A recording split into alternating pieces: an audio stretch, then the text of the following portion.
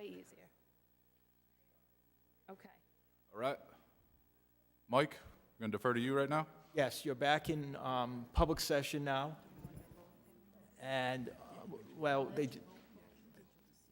let's seal first. So the motion now is to seal the minutes of the executive session. So moved. Second. All right, we have a motion and a second. Any discussion? Anyone opposed? All right, the motion passes. And the minutes will reflect that during executive session, the council voted to approve the tentative agreement with the police officers. And that agreement will be made public from this point forward.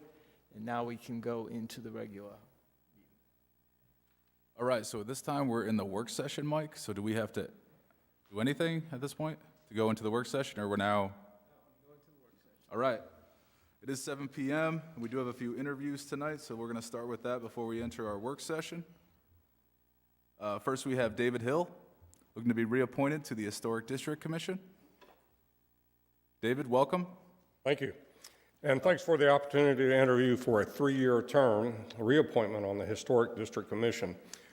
Just a very, very brief recap of my background. I served 35 years in active duty in the United States Coast Guard, retiring as a captain. I served in 6 major Coast Guard cutters, including Major Cutter Command. Other assignments included supervisor of the world's busiest maritime operations center with an AOR, area of responsibility, Straits of Florida, the Bahamas, and the Caribbean Basin. I was the training officer of the Coast Guard's recruit training program and chief director and program manager of the 35,000-member volunteer arm of the Coast Guard Auxiliary. I was also the Coast Guard chair at the National Defense University, and upon retirement was the Department of Homeland Security chair at the National War College. I taught U.S. history at the College of Southern Maryland, a 3-campus regional college, community college, and I have taught as an adjunct graduate professor at URI, teaching port planning and policy. I served on the Calvert County, Maryland Heritage Commission, and I was a board member of a 560-acre Maryland State Park located on the Patuxent River. Educationally, I have a Master's of Arts in National Security Strategy and Policy from the Naval War College and a Master of Marine Affairs from URI. A personal note, my wife Dorothy and I have 2 grown sons. One is a URI ocean engineer and coastal engineer, and my other youngest son is a global financial wizard. I really don't know what he does, to be honest. We lived up and down the east and west coast of the United States and decided to retire right here. And my wife Dorothy serves on the Bicycle and Pedestrian Advisory Committee. So far, I've attended 3 HDC meetings. I quickly discovered there's a lot of Kingston Historic District issues and challenges aimed at the successful safeguarding of the town's heritage, many of which go well beyond the core function of reviewing and deciding on applications for removing, erecting, repairing, moving, demolishing existing structures within the district. I'm also excited the Commission serves in an advisory capacity to the Planning Board and Town Council on town-wide historic preservation issues. The HDC is an active, engaged commission. Thus far, I've reviewed 1 application regarding routine maintenance of the History Center, reviewed 1 residential exterior alteration application, provided input into a possible grant proposal for safeguarding historic resources at risk due to amplified effects of coastal hazards, sea level rise, and provided input for a potential GIS project for historic resources. I've also discussed a potential program to advance HDC public relations. And those are just a few of the things I've been engaged with so far. I also note the many HDC historic and cultural resources implementation action items listed on the 2021 SK Community Comp Plan, and I am excited to help tackle them.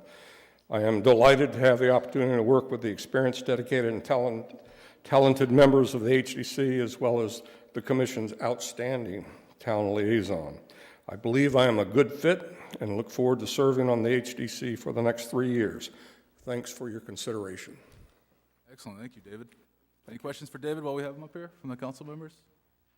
I just want to recognize your thorough application and resume again. I think we're very lucky to have an engaged citizen like you want to contribute and be so excited about this important board. So I thank you, and I'm glad that you're continuing on. Thank you. Thank you. All right, thank you, David. All right, next we have Richard Youngkin. Youngkin, sorry. Youngkin, yes. Gotcha. Thank you. Also looking to be reappointed to the Historic District Commission. Richard, welcome. Thank you for letting me come and talk to you. This microphone is supercharged. I just have to whisper, and you can hear me. I hope everybody else can as well. I've been on the Historic District Commission for a long time, and I think it's been well over a decade.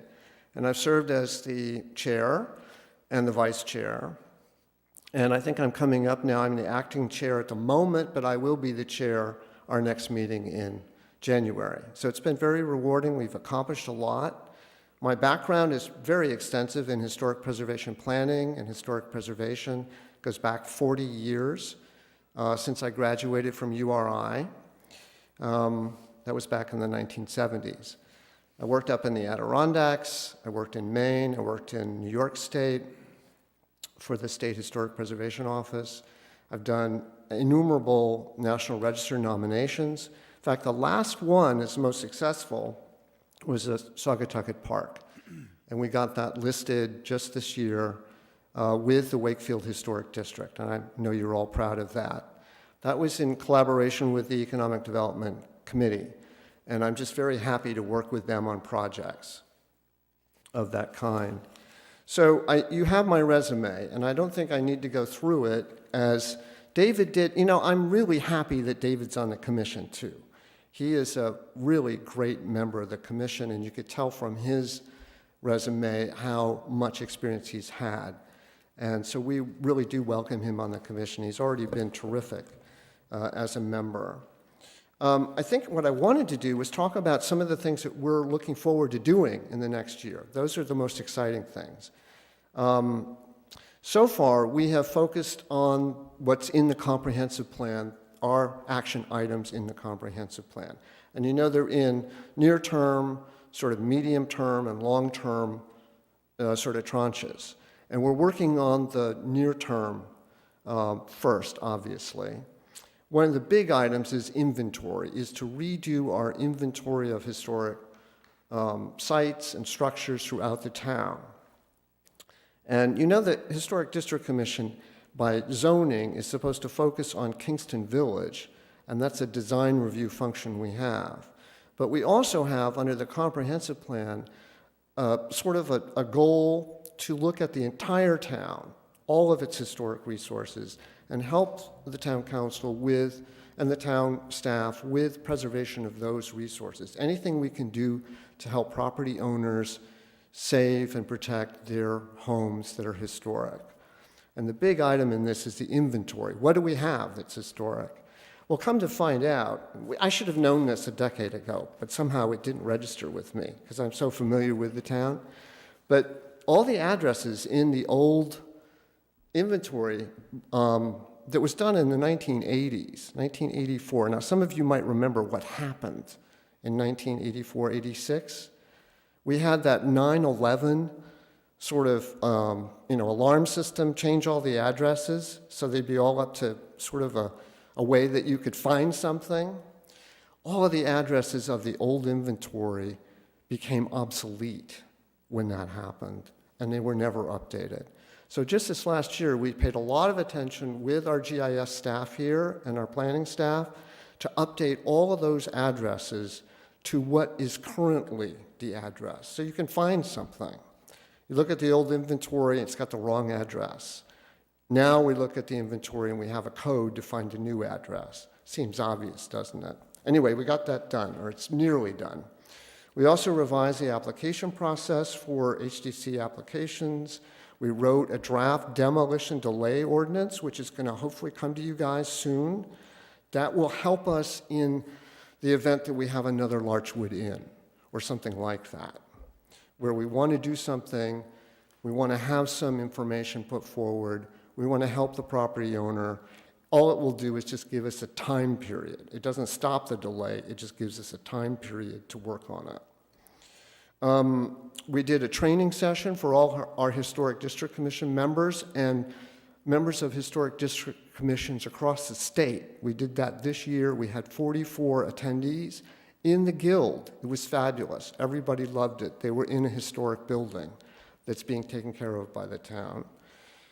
As I mentioned, we worked on the Saugatucket Park, the nomination to the register, the master plan to restore it, the discovery of the Olmsted Park there, which is just incredible, just incredible.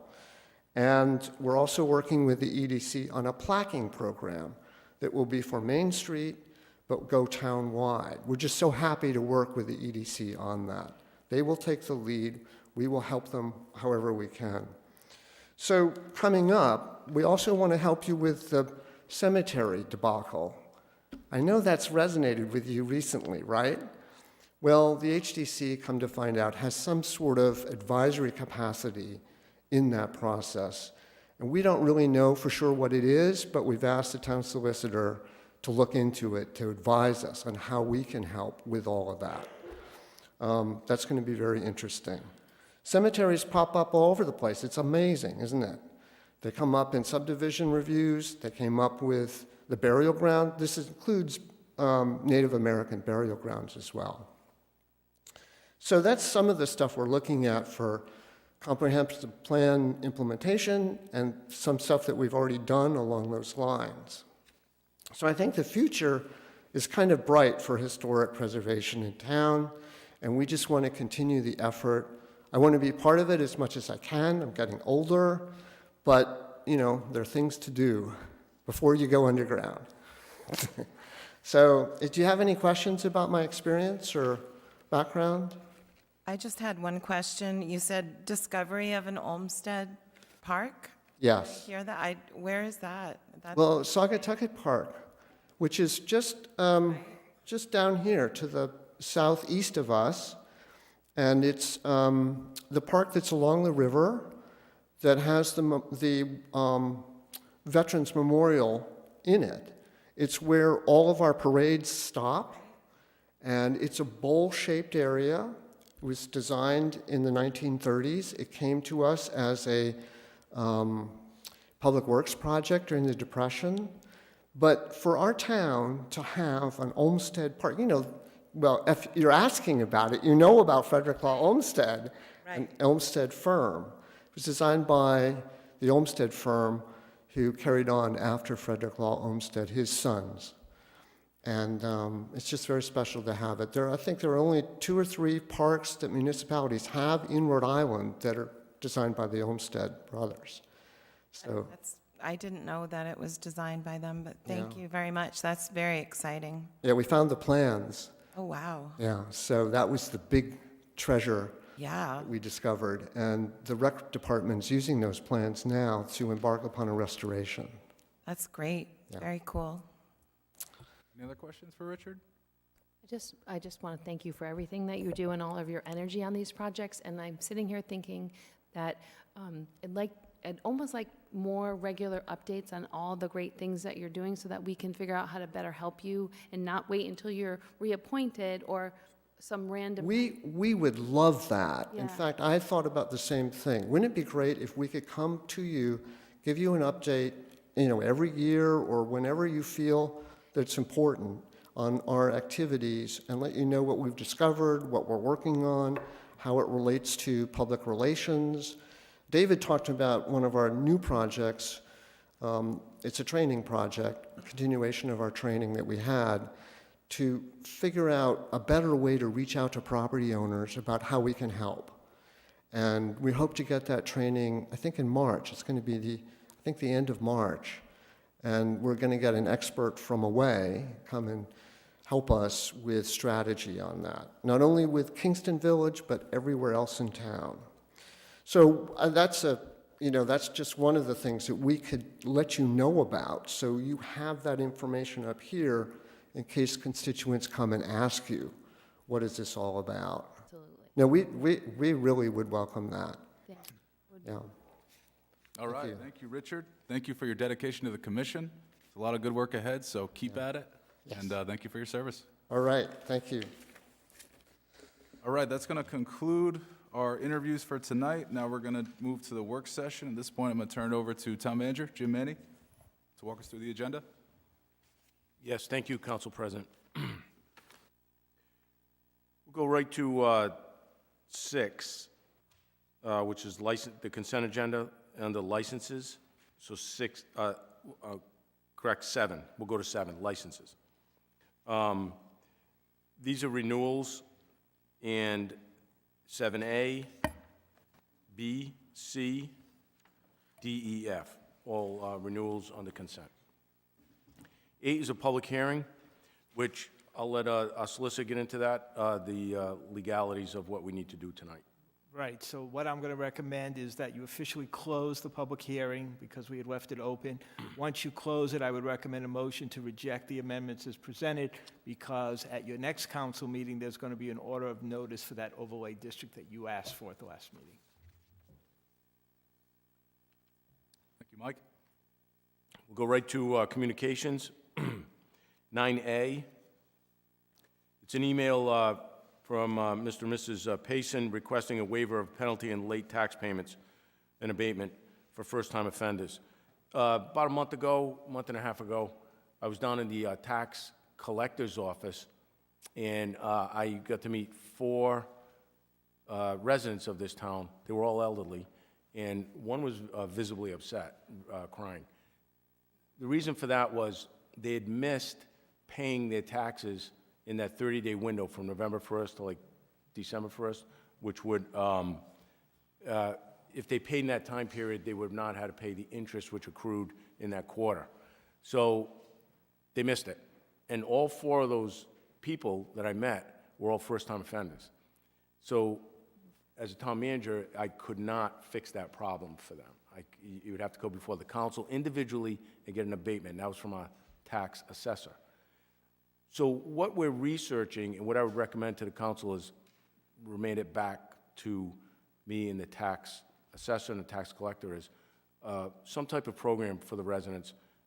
The state law that once every 5 years, a town, if they enable some type of ordinance, could give a one-time abatement every 5 years if you're not a habitual offender in paying your taxes. And we do have some models to go off in the city of Cranston that we can look at, so that would be my request. Get back to the staff level and we'll research it and get some type of plan up for the council. All right. So Question, Deb? I think it's a fine idea to look at. I just want to know what the fees are that we're typically collecting, because I would guess that many of them are first-time offenders and not a habitual. Yes, so I have some statistics for you. So I went to the tax collector. So in Q1 of this year, there was 660 late tax payments. Q2, there was 610 late tax payments. Approximately 33% were first-time offenders.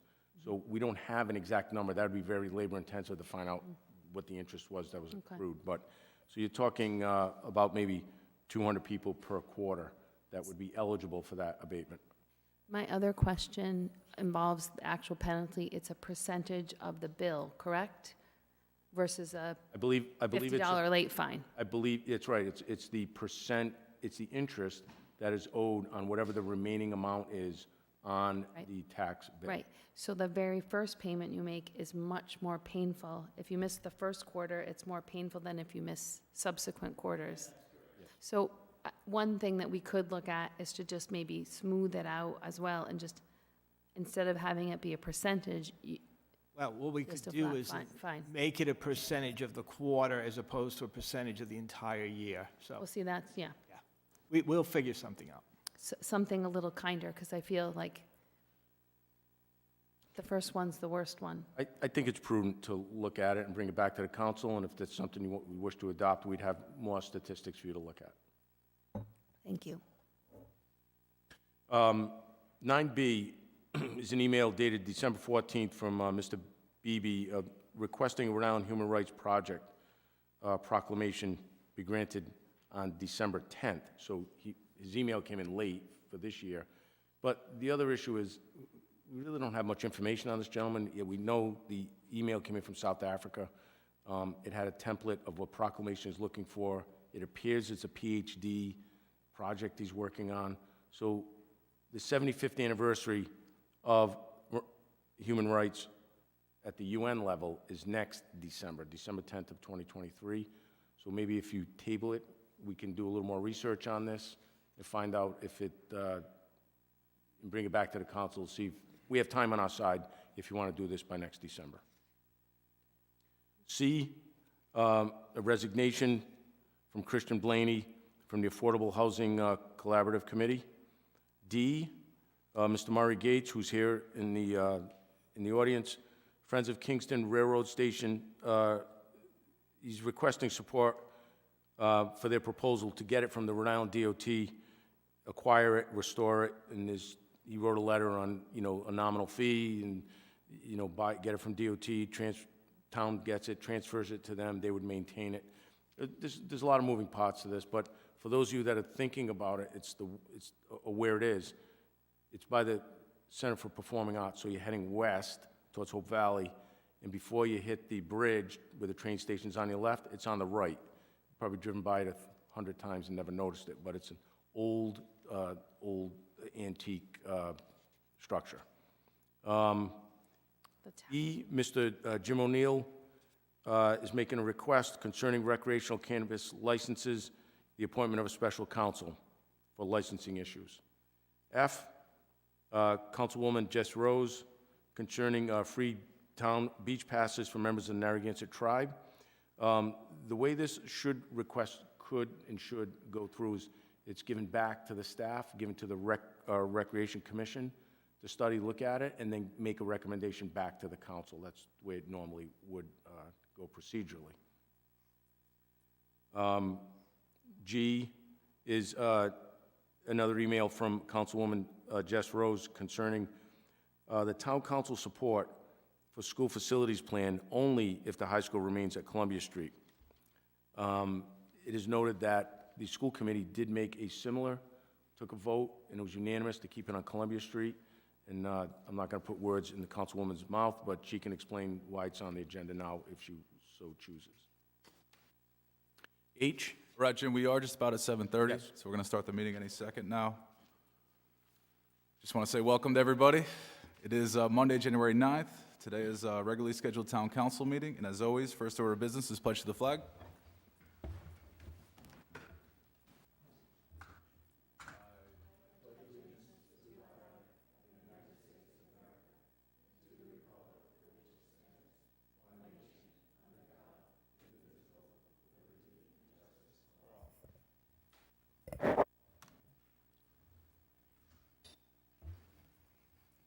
Next, we have the land acknowledgement statement, which I will read. The town of South Kingstown pays homage to the indigenous people and land on which the town is now located, but this acknowledgement serves as a reminder of our ongoing efforts to recognize, honor, reconcile, and partner with the Narragansett tribe, whose land and water we benefit from today. Next, we have the roll call. If you would, Susan. Council President McEntee? Here. Council Vice President Marin? Here. Councilwoman Bergner? Here. Councilwoman Alley? Here. Councilwoman Rose? Here. All members are present.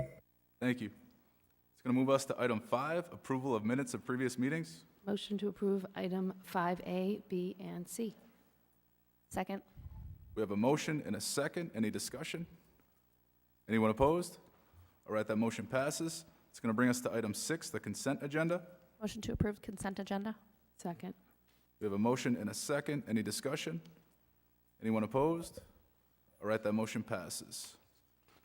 It's going to bring us to item 8, a public hearing. Public hearing tabled from December 12, 2022 to consider proposed amendments to the South Kingstown zoning ordinance associated with the sale, cultivation, and/or manufacturing of recreational cannabis in the town's commercial highway and industrial 1 districts, as shown on Exhibit 1 attached here too. Motion to close the public hearing 8A. Second. All right, we have a motion to close the public hearing and a second. Any discussion? Anyone opposed? All right, that motion passes. Public hearing is now closed. Do I hear a motion on 8A? Motion to cancel item 8A. Oh, action. Reject. Reject amendment. Reject the proposal, and just for the public's knowledge, that's because at your last meeting, you directed staff and planning board to create an overlay district. That'll be coming back to you in February. That is so substantially different from what you have in front of you this evening. It requires a new notice of hearing, which will take place at your next meeting in January, and then it'll be a whole new proposal. So tonight, the motion would be to reject the proposed amendments to the zoning ordinance. So moved. Second. All right, we have a motion and a second. Any discussion?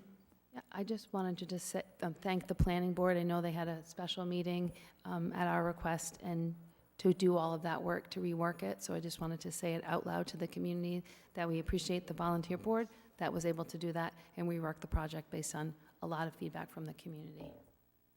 I think it's worth noting too that, you know, there are so many people that you just reminded me when you said that they had a special meeting. Also, the school building committee, the school committee had a special meeting to accommodate what we were asking of them, and I just want to note that it's nice that so many boards and everybody's working together to get stuff done for the town in a timely fashion. I think it's really nice so I'm glad you pointed that out. Thank you. I too am pleased with the work of the planning board, so I'm excited to get that ordinance passed in February. But any other discussion on this? All right, that motion passes. The public hearing is officially rejected. We're going to move on to communications. Item 9A, an email dated December 12, 2022 from Paul and Joanne Payson requesting a waiver of penalty on late tax payments for first-time offenders. Paul and Joanne, if you're here, I invite you to come on up. Otherwise, Jim, you want to discuss this one with us, as you did in the work session? Yes, our tax assessor is here also. Want to just come up, Mark, just in case any subject matter questions are asked by the council. So back around the first week of December, I was in the tax collector's office, and there were four individuals, four families, all four were elderly, and one was very visibly upset because she had missed her tax payment in that quarter and received a bill for about $148. That was the Payson family. They had some health issues, underlying stuff. They were in the hospital, and they missed it. There was no mechanism in place for me as a town manager or the tax assessor to waive that as a one-time fee abatement, interest abatement, because there was no mechanism that this town has to do that. So we did some research. The tax assessor did a lot of research. There is a state law which has a provision that once every 5 years, if you first time miss a tax payment, you are allowed an abatement automatically at like a staff level, only if there's an ordinance, or I guess would be an ordinance in place by the town council to allow the staff to do this. So my recommendation on this would be, please respectfully give it back to the staff to do more study on it, work with the solicitor, come up with some type of ordinance that you could vote on, which would give residents, if you so choose, the ability to get a waiver, an abatement once every 5 years.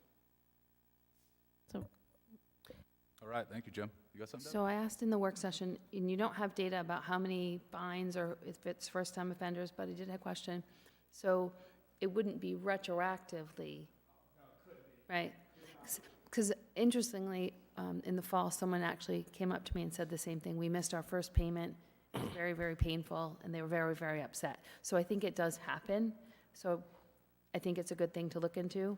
But I'm also thinking, like, to smooth it out. Like we said in the work session, the first quarter that you miss is very painful because it's a percentage of what you owe, and the other quarters are less. So everyone who misses the first quarter, which sounds like those people may have been those people.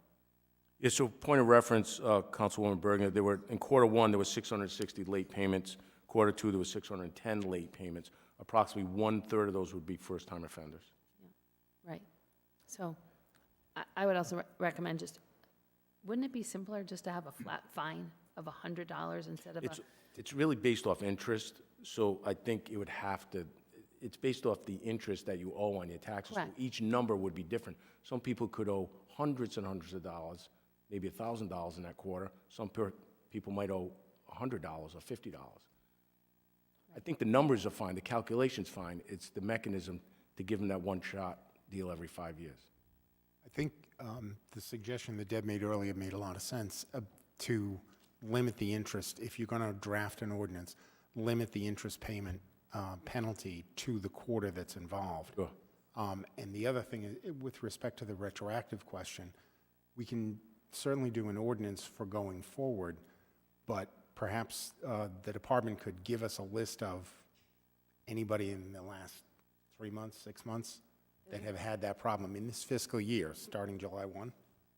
I think that no matter where you start, if you go back, people say you didn't go back far enough. So I would maybe just try to get it together and go forward.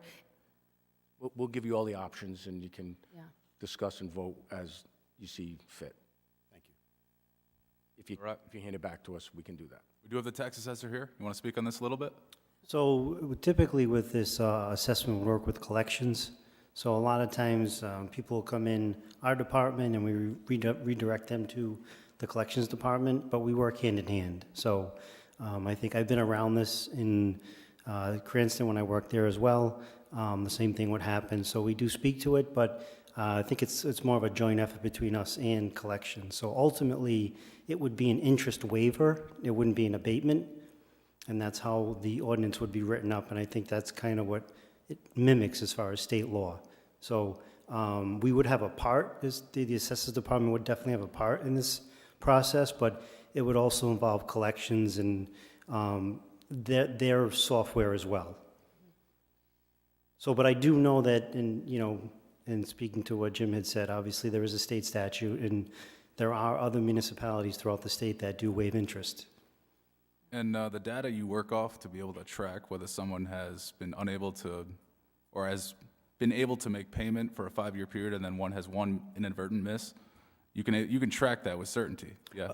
Again, that's a collections question. I do use their software. I don't want to speak for collections, but I do believe that is possible. Yes. 100% certain. Yes. All right. Any other questions from members on this? Do I hear a motion? Motion to refer item 9A to staff. Second? All right, we have a motion and a second. Any discussion? Anyone opposed? All right, that motion passes. It's going to bring us to item 9B, an email dated December 14, 2022, from Justin Beebe, Rhode Island Human Rights Project, requesting a proclamation recognizing December 10th as Human Rights Day. We discussed this in the work session, that the 75th anniversary of the Human Rights Day is December 2023, so we're going to I move that we table item 9B. Second? All right, we have a motion and a second. Any discussion? Anyone opposed? All right, that motion passes. That's going to bring us to item 9C, a letter dated December 19, 2022, from Christian Blaney, tendering his resignation from the Affordable Housing Collaborative Committee, effective immediately.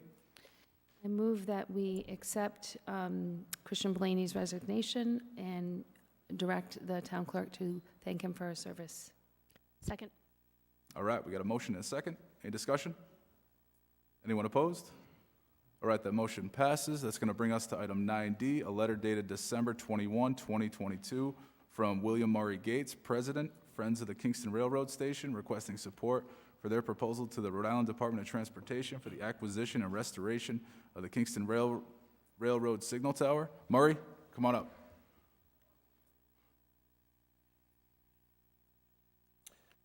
Thank you very much, Murray Gates. Thank you for giving me some time to talk to you briefly about this. Before I do, I'm going to wear my hat just for a second for the Historic District Commission, just to say thank you to Councilwoman Bergner for recognizing the need for the HDC to be in front of you. The comprehensive plan has an entire chapter dedicated to historic and cultural resources.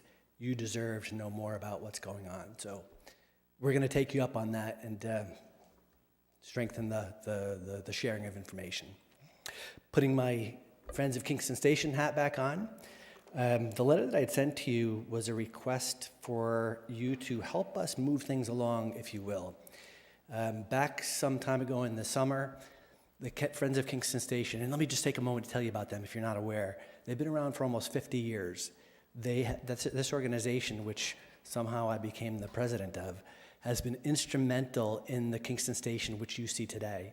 They have been the ones that have really rebuilt this several times. from the ground up. So the old guard, if you will, has done a fabulous job in doing that. Now we've got another task in front of us. It's something that dates back to 1930, as Mr. Manny explained. It's very close to Route 138 on the northern side of 138, and it's in horrible condition. The Friends, along with a civic group from West Kingston back in the 80s, partially led by Gillen Dahlia, who sat in your seat many decades ago, helped to move it away from the tracks because they were widening the tracks at the time. It sat there under the ownership of DOT for 5 decades, and it's really worse for wear. It's one of the only wooden signal towers left in the country. So it's a pretty good treasure. There's not a lot to it, but it could be a real asset for our community. So our proposal to DOT, which owns the land as well as the building itself, is for the Friends of Kingston Station to purchase it for $1. But we have to do it through the town. DOT will work with the municipality. They don't want to work with the nonprofit. We are a 501c3, but we do need the town's participation in this. We have a proposal, which I had shared with you, to purchase, move, and renovate this structure, and really to turn it into a fabulous asset for so many of the people that come through that gateway into our town. It could be a really neat asset. We've had the town planning department help us. Jamie Rabbit had written a letter to DOT, not necessarily with an endorsement of our proposal, but saying we're willing to talk to you. DOT came back and said, great, but we're looking for more confirmation from the town. Please be more specific on what you're willing to do for us. So I'm gonna read off just 3 questions that DOT had, and you can think about how you might respond to them.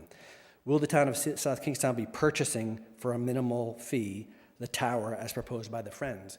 We asked, for this transfer to take place for something like $1.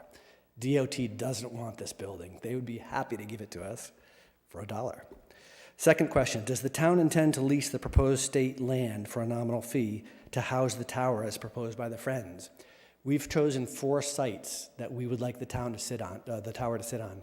Ideally, it's closer to the station because we want it to be a place where passengers go, both to look through historical artifacts and to learn a little bit more about not only the tower, but the town. You can think of it as kind of a chamber of commerce type of place where people can go in and find out about this wonderful town that we live in.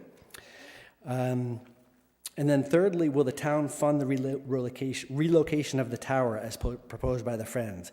That's a mistake. We never proposed that the town contribute dollars to this, to the renovation.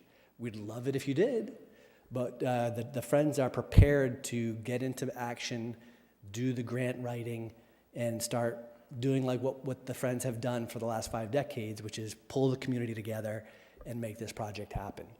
So what's my request here to you tonight? It's actually to have the town go back to DOT and say, yes, we think this proposal is a wonderful one. We would like to participate in the capacity that has been described for the town.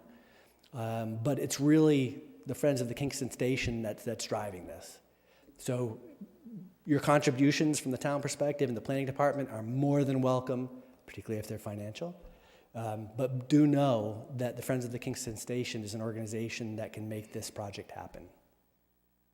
And with that, I'll let you ask any questions. All right, thank you, Mari. Sure. Any questions for him while we got him here?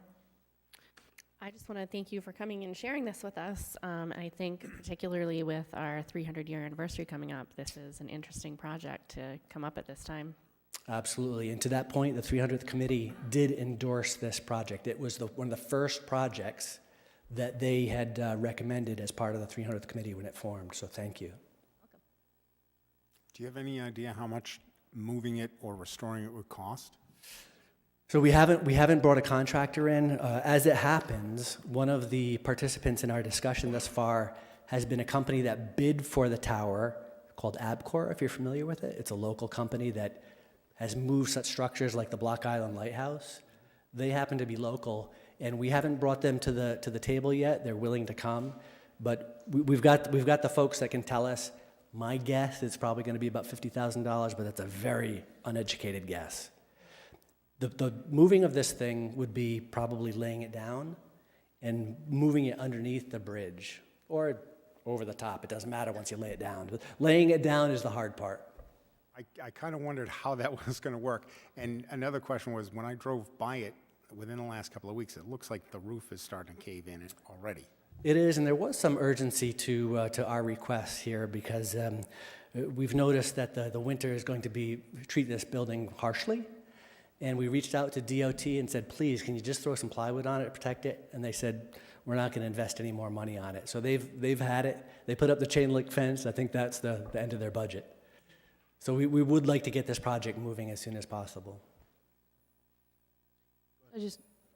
I feel like the theme of tonight is we really couldn't do it without really engaged, committed people who have a passion to make and contribute to the community. And I just want to recognize you as well. I mean, we couldn't do it without the Friends moving things forward. I know Kingston Station's super busy. I mean, it's become more used, I feel like, in the last few years.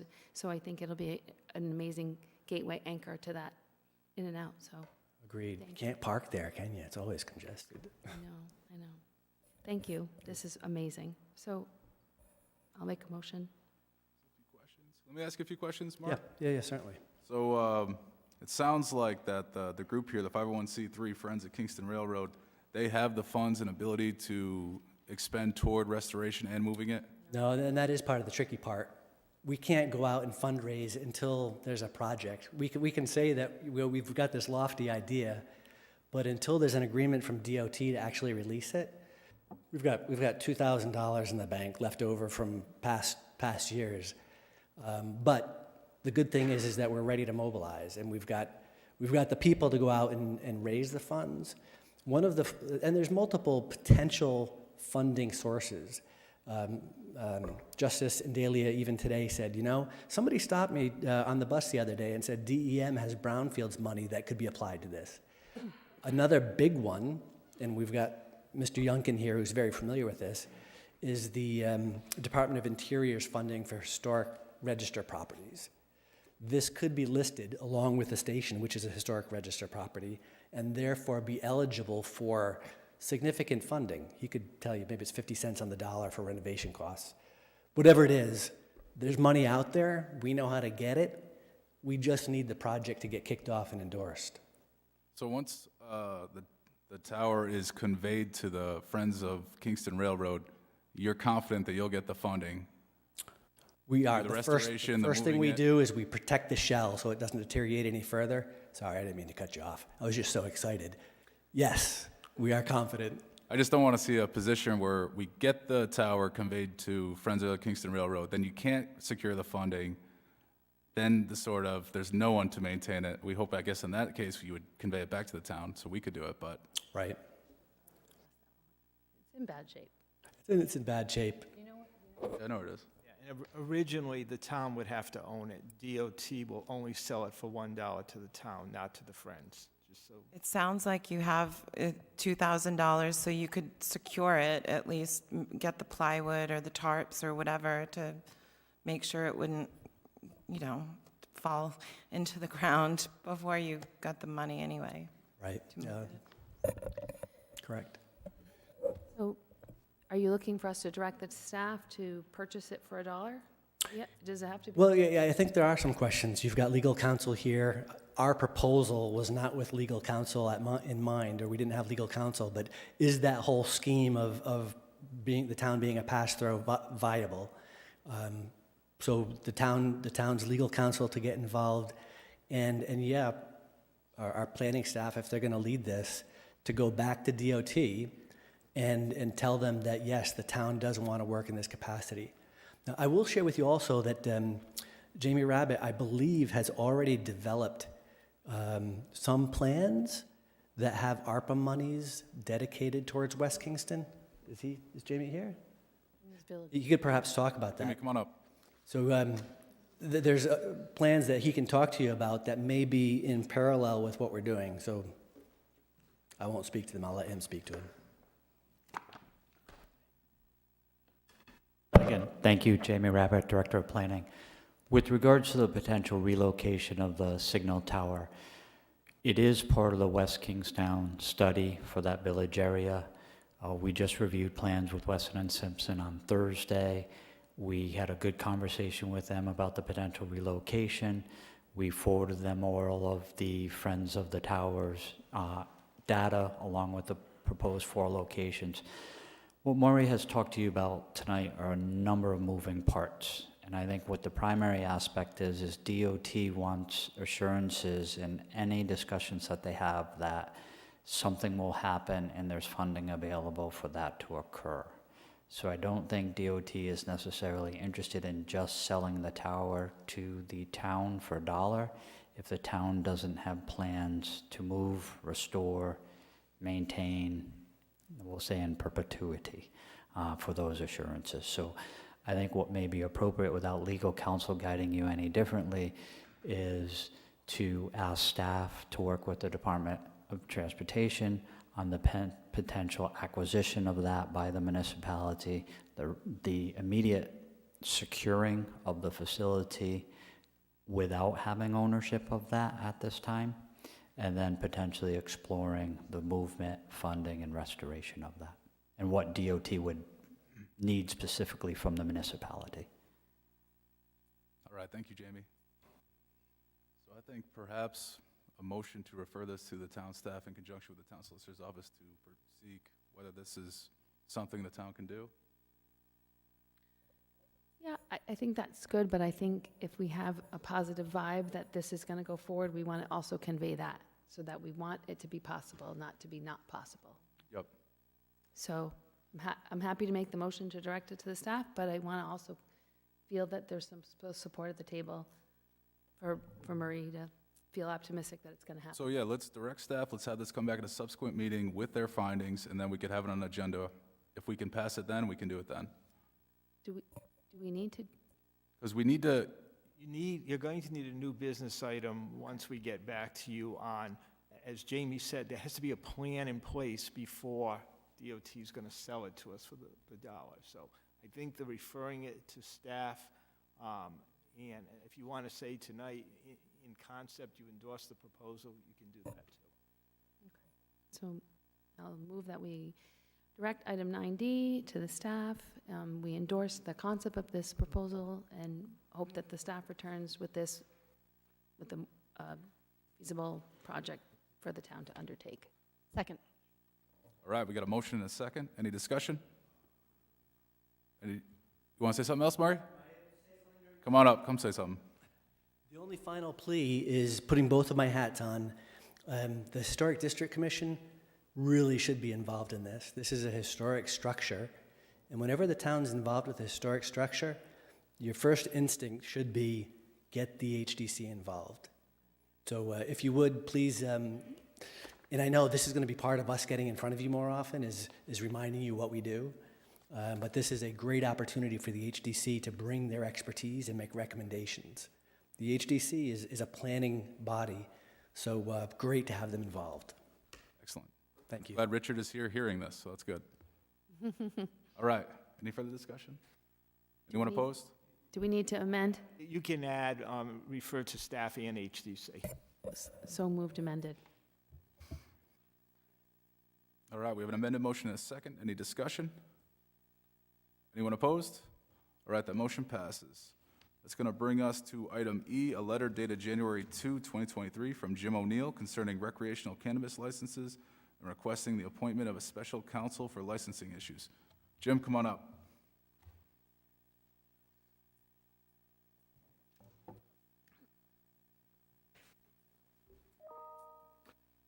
Jim O'Neill, Wakefield. Reason for my request here, just think of the name Sweet Spot. This was South Kingstown, and I know we have 2 new council members here since much of this was going back 3 and 4 years. But South Kingstown had a victorious lottery winner for a medicinal cannabis dispensary back on October 29, 2021. Well, we won that lottery. It was exciting, but these folks were not able to get past planning, but they might have been able to, but they did not pursue that. Now, our wind is located in Exeter at 560 South County Trail, going up from URI, just this side, I think, of the Yagoo exit for skiing. And they are now a hybrid organization, which means both compassion as well as recreational cannabis can be sold. So, how did we lose this? Now, the planning board was tough on them, but you want the planning board to be tough on anyone that appears before them. And so it never got to zoning to get a vote or up or down, yes or no. And the planning was in hibernation on this, but not their fault. It was due to the contingencies asked for by Sweet Spot. And sadly, Sweet Spot, while we were waiting for them to make their move to see what they were going to do on Pershing Street, various consultants guided them through DBR's maze. And on June 1 of this year, last year now, 2022, they got a license to dispense compassion cannabis to distribute from their Warwick Zone 4 distribution center. 6 months after that, they now have, as of December 1 last year, now have their recreational pot license, and they found a place in Exeter to move to. South Kingstown loss, their 3% loss, etc. So, I'm going to read this so I don't wander. The problem, as I see it, Sweet Spot always seemed to be a few steps ahead of us in South Kingstown. I try to keep up with it. There were 9 other losers out of 10 applicants. There were 9 other losers in Exeter and South Kingstown at that lottery back on October 29th, 2021. So why didn't Sweet Spot call on those losing leased properties? 3 in South Kingstown, 6 others in Exeter. This makes no sense because the place they have in Exeter was newly leased by them at this address I gave to you earlier. So obviously, Sweet Spot saw a gold mine maybe in the URI vicinity, being about 3.5 miles away. And with Wolf Rock's package store there, it's quite a north side of the campus, so maybe that was their thought process. But what I think we should be concerned about are DBR's actions here, which I find reprehensible. They did not inform South Kingstown when Sweet Spot went up to complain that, gee, we're getting nowhere with the planning board here. So we should have gotten a call from DBR saying, what don't you like? Or is this going to be turned down by zoning when it gets there? We never heard from them. All of a sudden, these people now are in Warwick dispensing for 6 months, and now in Exeter. Doesn't make any sense. And if you look at all the other appeals that DBR has handled, everything is on the basis of location and not getting zoning permission. Not getting zoning permission, all the appeals.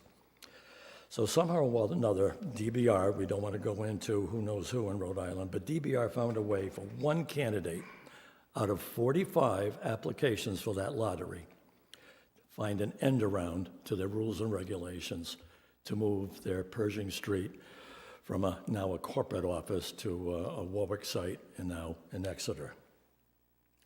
And I find it incredible that it's not innovative, because delivery or dispensary mean the same thing.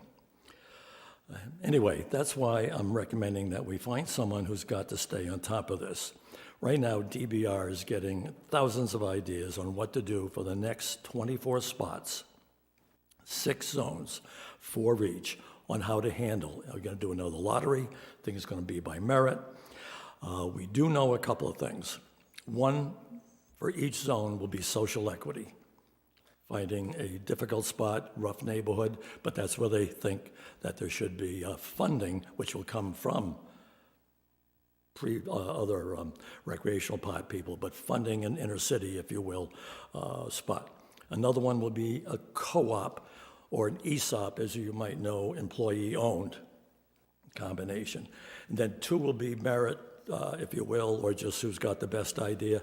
That may be out there. So we don't know how DBR is going to do things, lottery, or we just don't know. They're listening to thousands of people.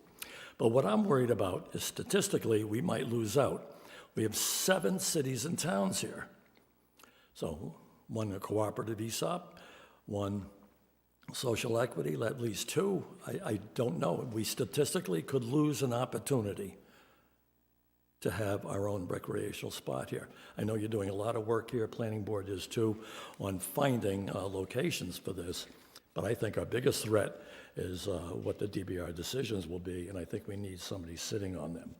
So that's, frankly, that's my biggest worry, and I really want DBR to be accountable to this town and to every town in the city and state.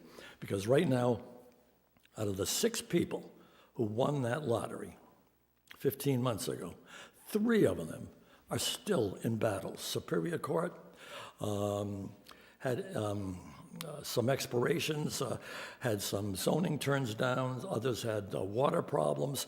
Everyone keeps trying to move forward on this. Now, DBR has tried to be accommodative, but all of a sudden, they have different rules for different applicants, and that's a very dangerous situation to put any city or town in, and especially with some of the money that's been invested by these folks. There are many $100,000 bills for rental prior to that October lottery in '21. You had to secure that lease. Many of them had it for a year and a half ahead of time. Think about some of the numbers. I don't even have to scare you with what they are. So that's what I want to do. I really want to get a handle on this so we don't wind up just like what we did with Sweet Spot. And it's very possible. So, any questions? Be happy to answer them. Thank you, Jim. Any questions from members for Jim right now? All right, seeing none?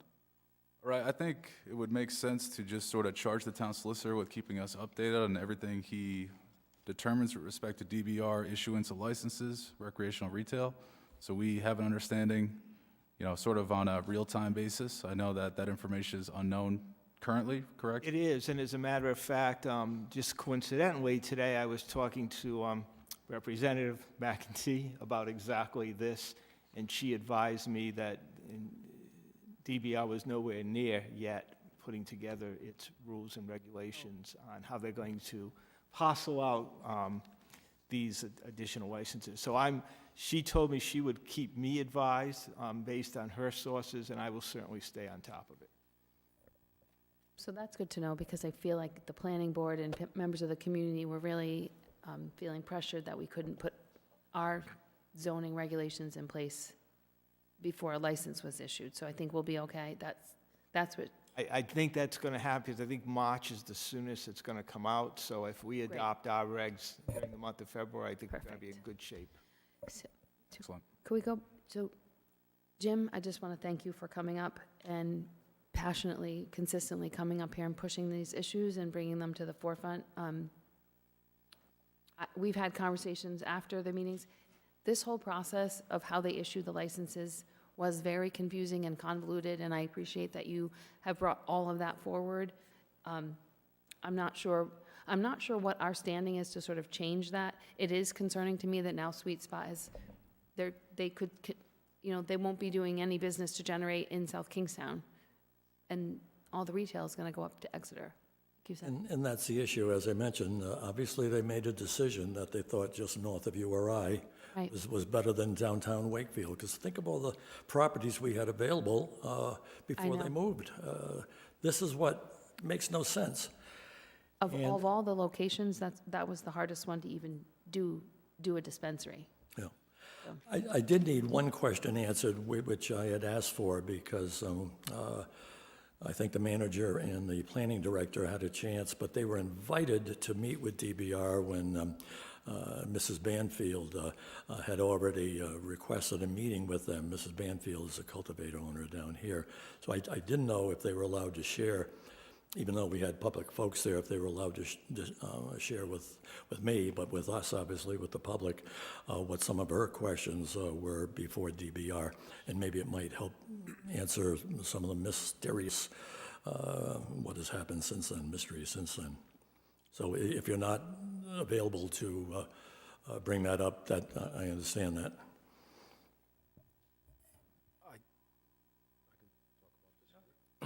So, reference to your question, Mr. O'Neill, I'll give you a timeline.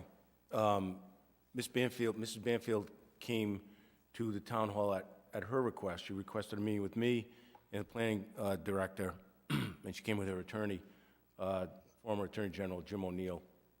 Had about an hour-long meeting, and she's a cultivator, and quite honestly, her concern was that it was not as lucrative as she really anticipated, that because there were many cultivators, so they were all being squeezed out.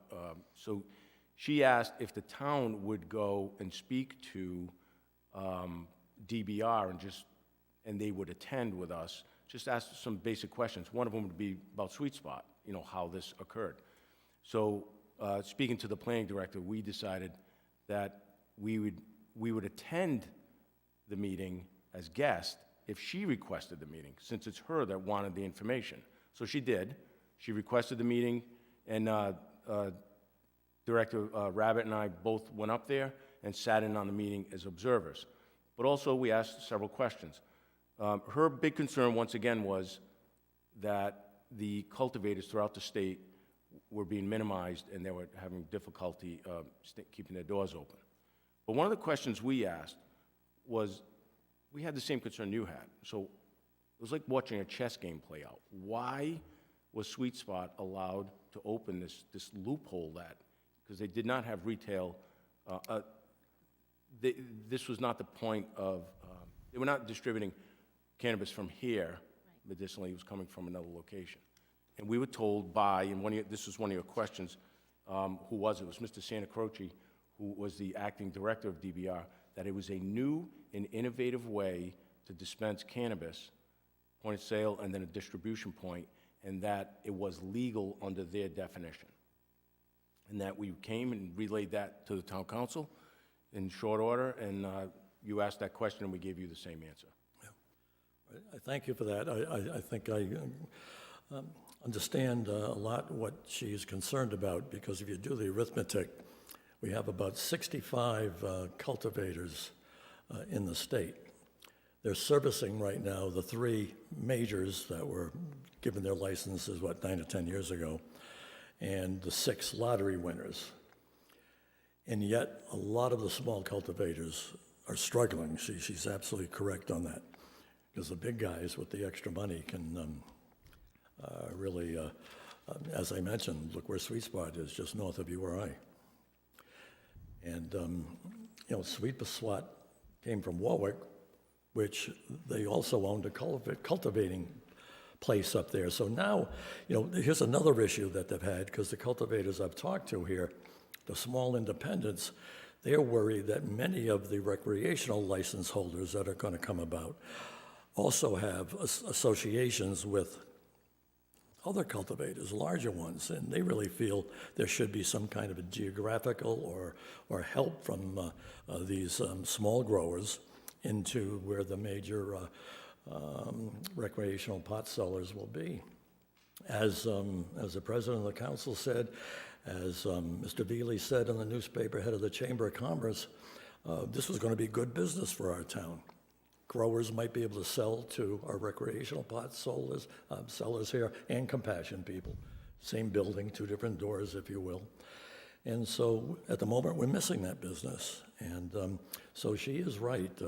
That's another issue they're going to have to defend up there, because these big guys are using their associations with other, and themselves, with other cultivators to buy their own products. So, and the black market, you know, I'll end on this. The black market in California apparently does about 10 times what the legal market does.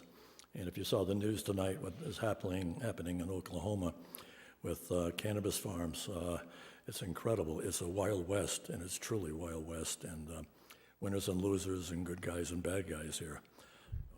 Jim, one other Anyway. point that you and I discussed outside of the meeting also with regard to the Sweet Spot situation, I did follow up with Representative McEntee about that loophole for counseling service, but not sales, and revenue sharing, which is one of the town's direct interests.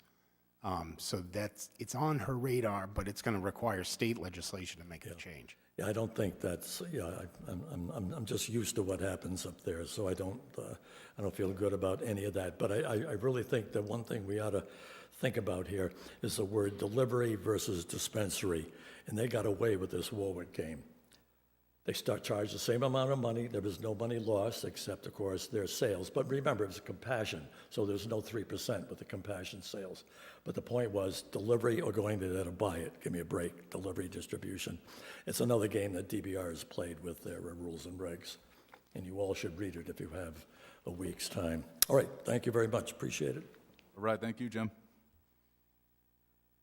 All right, do I hear a motion on this item? Perhaps refer, go ahead, Deb.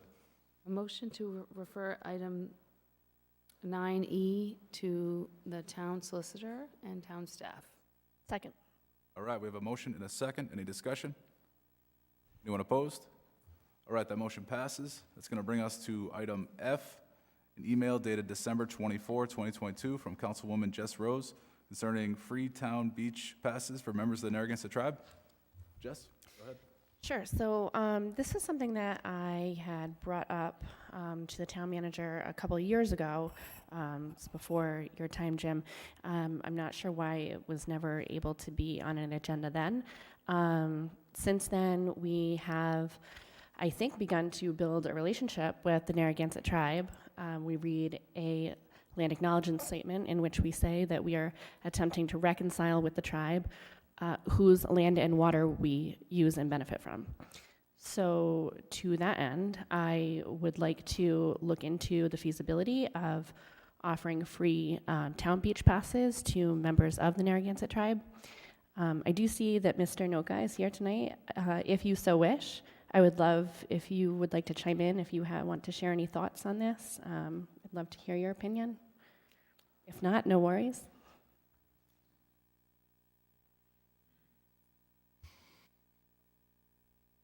Good evening, and thank you for the opportunity to speak on it. I know if you're familiar with it or not, but last year the Town Council of Narragansett took up this proposal, and one of the meetings, council meetings, it was a little contentious, but in the end, in my mind, rightfully, the town supported it. Free access or waiver of fees, that is, tribal members. And at that meeting, and I'll take the opportunity here, our members, a lot of us spiritual ways around shorelines, beaches, and it's not so much going to the beach in the summertime or whatever, let me step back a second. I appreciate the opportunity of you bringing this up and and the potential of this becoming a reality in this town. But it's not sunbathing. It's not, just going there and lying like a lot of folks do on the shore. And it's also, it's more important, it's a spiritual way that we connect with the Creator and how we go about using the shoreline. Offering sage and smoke and different things that I don't need to go into, but I think it's great that you're bringing this up, that the town council might consider this. In fact, and let me take might out of it. It should consider this. I know part of the conversation at the Narragansett meeting, there was concerns about all 3,000, whatever, some members going there at the same time all the time, and the parking issues that Narragansett has. And I can assure you, just like I did at that meeting, is that all 3,000 whatever plus members are not going to go to the beach at the same time and go about taking up space and blanket space and whatever the case may be. It never came to that. It wouldn't come to that. But again, more to the spiritual realm of it. That's why it's important to us. Any shoreline, we don't have access. We don't have a lot of things for that matter. What the lands that we lost and all, but no access, no understood access to any shoreline that we feel should be granted. We should be understood, not so much granted, understood, part of our rights as the Aboriginal people of this territory. So for what it's worth, in a couple seconds of hearing this tonight, I do support it and look forward to how the council might consider it. But yeah, I think it should be a given. It should be understood. It should be part of being a tribal member. You have access. For whatever reason, you have free access, no fees. I'd go as far as saying no parking fees for that matter, but town of Narragansett didn't take up that one this past year or last year, but it's part of our heritage. It isn't just a sunbathe. It's part of our heritage. Thank you. So this one actually would be free parking. Oh, You don't have to pay a fee to go onto the beach, so. oh, all the better. So it looks like, based on some conversation, that we would refer this to the Rec Commission for review. They would help craft policy. So I just looked up, they meet the third Monday of the month. So you can look, it'll probably end up being discussed at the Recreation Commission if you would want to attend that. It's the third Monday of the month. I don't know, because Martin Luther King Day is technically the third Monday. So just look on the website for that agenda if you'd like to attend. All right. A motion? Do I hear a motion? Go ahead, Deb. A motion to refer item 9F to the Recreation Commission? Second? With a subsequent come back to the council for us to affirm it. Sure, with the subsequent come back to the council with a policy change. That's a second. All right, we have a motion and a second. Any discussion? Anyone opposed? All right, that motion passes.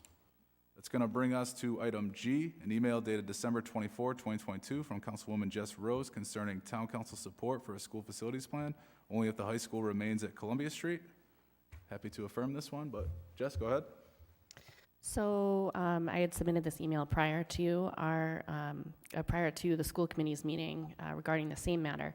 So at this point, it's moot, but I think it's nice to have on record, and I think that we kind of all were in agreement when we spoke at the last meeting that this is what we support going forward. So that's it. That's all I have.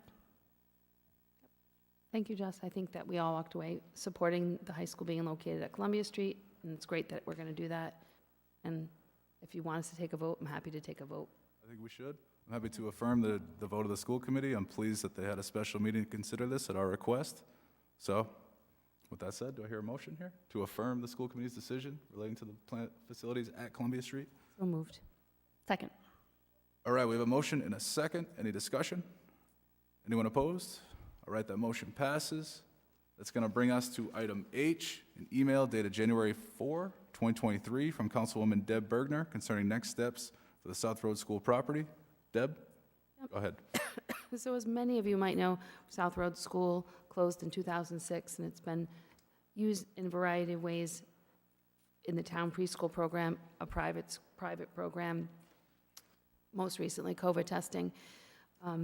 But I think it's at the time that we start to take the look at the big picture and look at using how we will use that property and dispose of that property. It's within our responsibility to direct the town manager to look at that. And I think it's just one of several properties we'll take up, but we should start the process going so that we can have some inertia. So. Agreed. Jim, you want to talk a little bit about this? Yes, there are several properties that this town currently has that are either not being used or in the future will not be used. And I do think the conversation, the study of it, this should be the start of it, if you direct the staff to start looking at what are our options with this property. Mm-hmm. We've already started looking at them because anticipating this someday, and I have a map out there that we have a blow-up of. It is semi-complicated because, for example, Curtis Corner School's closing, middle school, and that property is connected to the South Road property. Right. So that you have that issue. You have, the first step would be I had the solicitor look into, are there any encumbrances on it? Can we repurpose it? Can we sell it? Was it purchased with funds that prohibit that and it has to be used for education? So those are the answers that the solicitor has gotten and is getting for all the properties that we have. So my request would be directed back to the staff and direct us to really start looking at this and come back with a plan in doing our due diligence of what it would take to sell that property or not sell it or repurpose it.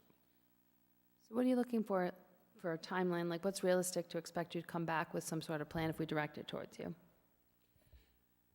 I think we can come back and give you periodic updates as early as within a month or two, start the conversation then, and,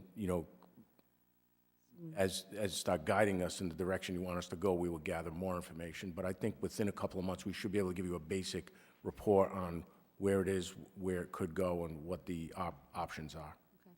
So maybe the first meeting in March, you could, 60 days, give us some sort of an...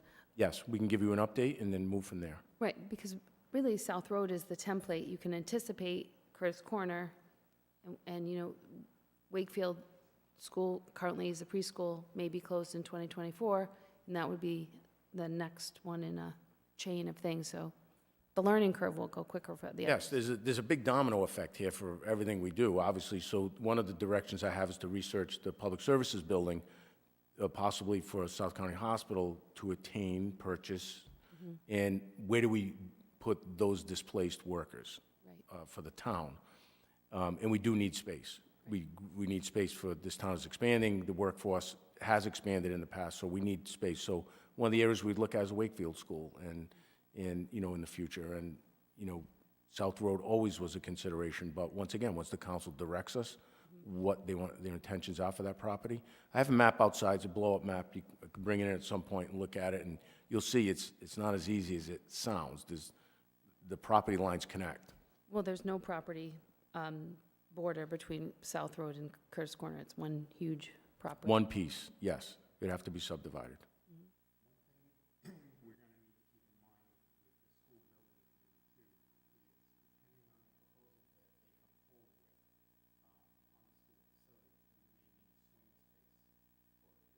Yes.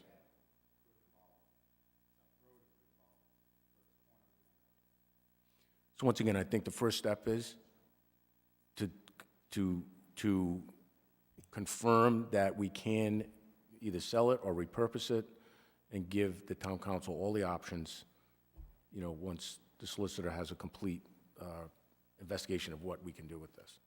I think that will be helpful too, to have periodic conversations about this, because what happens is I think people don't hear anything, so they start hearing the rumor mill, and they're not getting it from us where we stand. And if they're hearing from us periodically and know, from us what the plan is, or if there's no plan, if we're kind of halted, it's better for them to hear it from us than to let their imaginations run or to listen to rumors. So I think having a periodic update is a great idea. One statistic, I had Mark Russo, who's our facilities manager, just look at that property once your email came forth. So when that property is being used year-round, it's about $5,000 a month to keep it open between electricity, the heating, air conditioning, whatever else is in there at that time. But we since put it in mothballs past couple of months. Right. And it's about it's approximately $1,300 a month as is to leave it at right how it is now, closed. I just have one question regarding the Wakefield property, and let me know if this is too far off of the agenda item. I had heard from a community member this week who was had some concerns. She had gotten some information in an APRA request, and her APRA request actually referenced an email between Councilman Marin and I believe the old Superintendent Frank Pilata regarding there being a firm date for Wakefield School to be given back to the town of June 30th, 2024.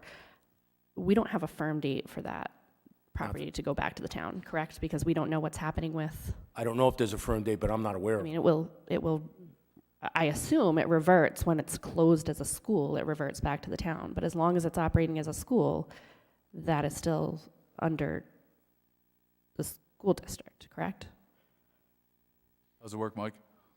So the first thing we're going to do is we're going to add this discussion to the agenda because Wakefield School's not on the agenda. So moved. Second. All right, we have a motion and a second. Any discussion? Anyone opposed? All right, go ahead, Mike. So we need an official correspondence from the school committee. They have to have a vote, and it has to come to the council saying, we have hereby relinquished this. It makes sense that that would happen when it's no longer being used, but until that happens, we don't have control over it. Okay, thanks. I just wanted to get that on record, that there is no firm date for the transference of that property. I can interrupt for 1 second. I think, if I recall the email correctly with Frank, it was in the context of the building subcommittee for the school committee, and it was, the discussion, I think, was about the school department having to notify RIDE Yes. about when we will stop using the building. Yes. That was the context. Yeah, and that's kind of what I explained to the person who reached out to me, but I just wanted to get it on record that right now we don't. This is to tell 30,000 people that there is no official firm closing date for Wakefield because Exactly. the school committee has not taken a vote announcing its closure. Exactly. Got you. Okay. Back to South Road School. So, Mike, quick question for you on that. So the school committee would have to affirmatively vote to relinquish control over a school? Yes, that's correct. Okay. It's their So property. at one point, they did that with South Road? Yes. Okay, 2006. okay, understood. So it's been in the town's property, and we've leased it. Meadowbrook School, you might remember when they had the fire, they leased it. Then it was a skip program at one point. It was something else. Then it was COVID testing. So the town, and the town leased it to the state for almost nothing. So it's at the point where I think in the community, they're looking at saying, you have all of this stuff, what are you doing? So we just need to get on the bus and move it forward. So Jim needs to research that and do what he needs to do, and it's clear that he's aware of the other properties. It's also putting it out to some of this, I could ask Jim and he could come forward, or people could know 60 days ahead of time because it's on the agenda, and now people know that Jim is now working on it. So it's a lot of transparency to the community that this is now moving along, or not moving along, started is a better word, because hasn't moved. But to have Jim start is what I really want, because people constantly say, South Road School closed, you've done nothing. Well, we weren't the council in 2006, 8, 10, so, but we should move that property along. And if he needs it, then great. So it's the only school that makes sense to perform due diligence on right now, because it's the only one we have control of, and we can't anticipate with complete accuracy when the school committee will relinquish control over the other two? Correct. Yes. And Okay. that process, by the way, is the same across the state. It's not just here in Essex. Right. Gotcha. All right. Do I hear a motion on this item? Deb? A motion to move item 9H and direct the town manager to come back within 60 days with an update on options for South Road property. Second. All right, we have a motion and a second. Any discussion? Anyone opposed? All right, that motion passes. That's going to bring us to item I, an email dated January 5, 2023, from Councilwoman Patty Alley concerning the elderly tax abatement program and homestead exemptions for year-round residents. Patty?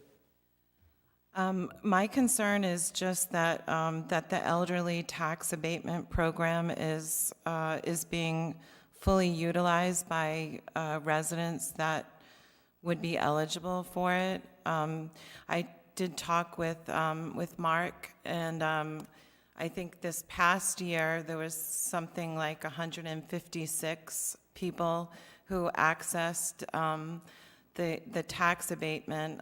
Just wondering if there are other ways to reach elderly taxpayers. I know you've done a lot of outreach with the senior centers. We talked a little bit about Tri-County, maybe putting ads in church bulletins, or coming up with flyers of some sort that we could perhaps mail to elderly residents who might be able to benefit from this.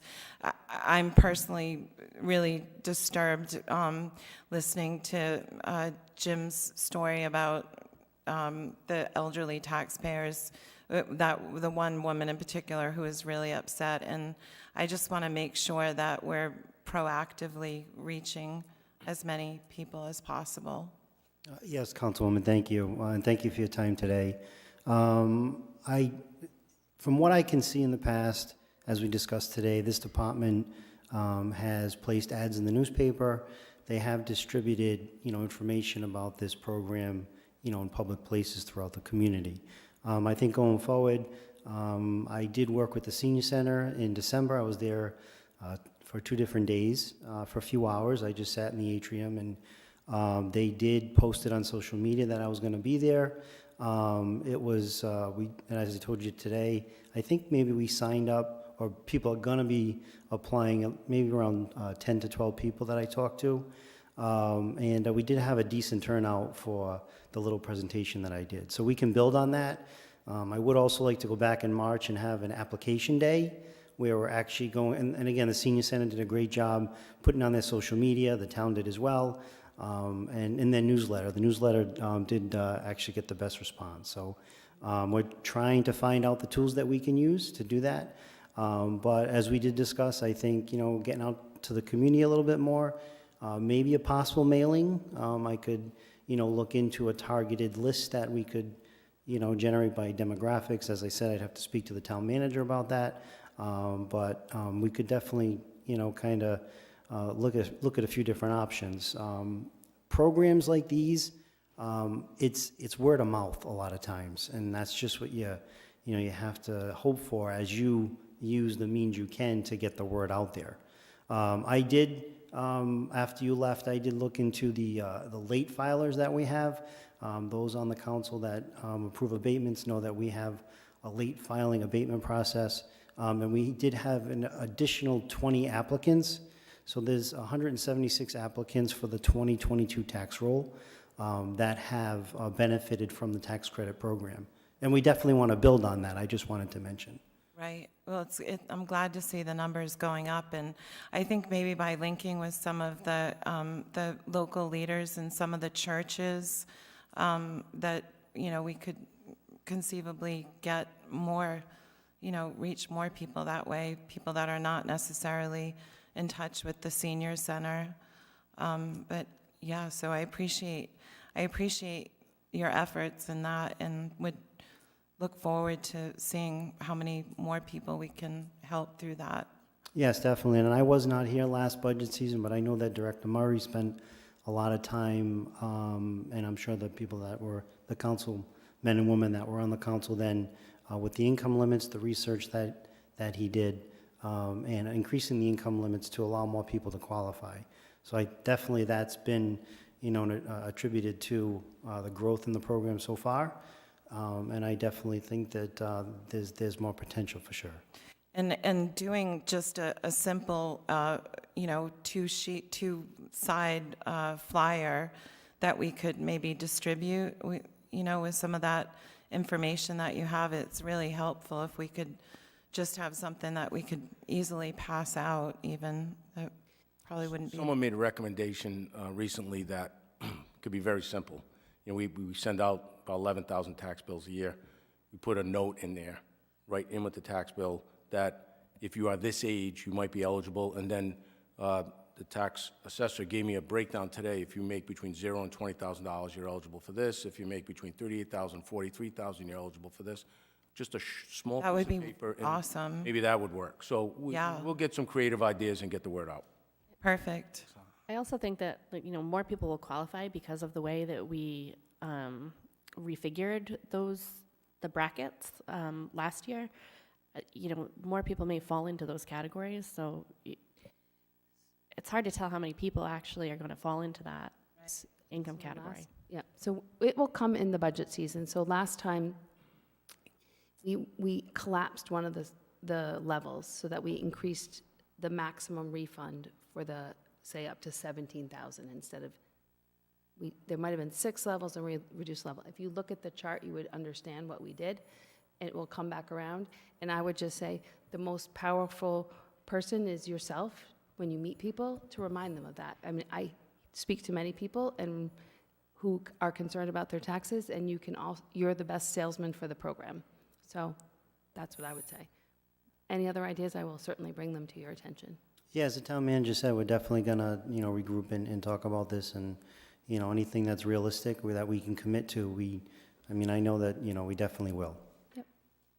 Thank you. Thank you very much. Motion to place this on file? All right, we do have some discussion on the homestead exemption here as well. Right. I just would like to bring up the homestead exemption just for future discussion. I understand that this is a complex issue, but I just kind of wanted to bring it up so that we can start discussing it and see where we can go. So that is one of the projects that I designated when I first got here about 8, 9 months ago that we're looking at. So I was the town manager in Narragansett in 2016 to 2019. I was there for the initial rollout of the homestead exemption for that town. There are 9 communities, 9 cities or towns in the state of Rhode Island out of 39 that have one. If it was a great idea for everyone, we'd all have it. But it is a complex issue because it affects different communities in different ways. Narragansett has a very distinctive demographic that we don't have. They have 9,000 properties. 1/3 are residents, 1/3 are vacation homes, and 1/3 are pure rentals, mostly student rentals and summer rentals. In a homestead exemption, for those that are unfamiliar, you have a certain rate, and by law, it can only be the max 10%. It has to go through the General Assembly to get that approved, enabled. So, but there's a pool of money that every city and town has to have to operate. So if you start giving a large pool of people a homestead exemption, someone's going to have to pay on the other end. So in Narragansett, there's 1/3 residents.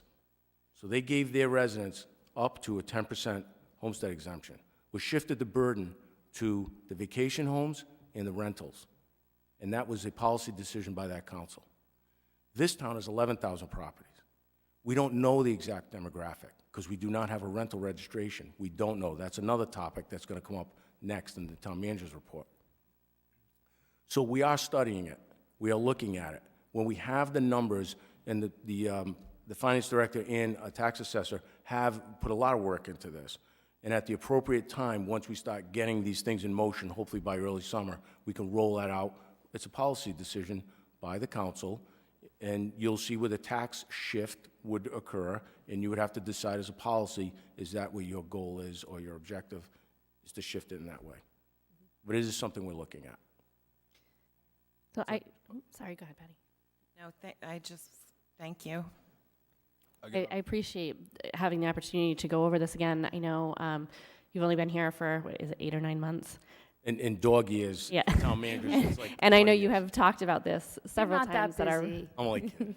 You've talked about this several times at our request, so I appreciate you catching everybody up to speed where we are, and I'm also glad that we are going to have the opportunity to talk about the rental registry, because I think that's probably the biggest first step that we can take to, Yes. take some of the pressure off of our year-round residents and hold people responsible for.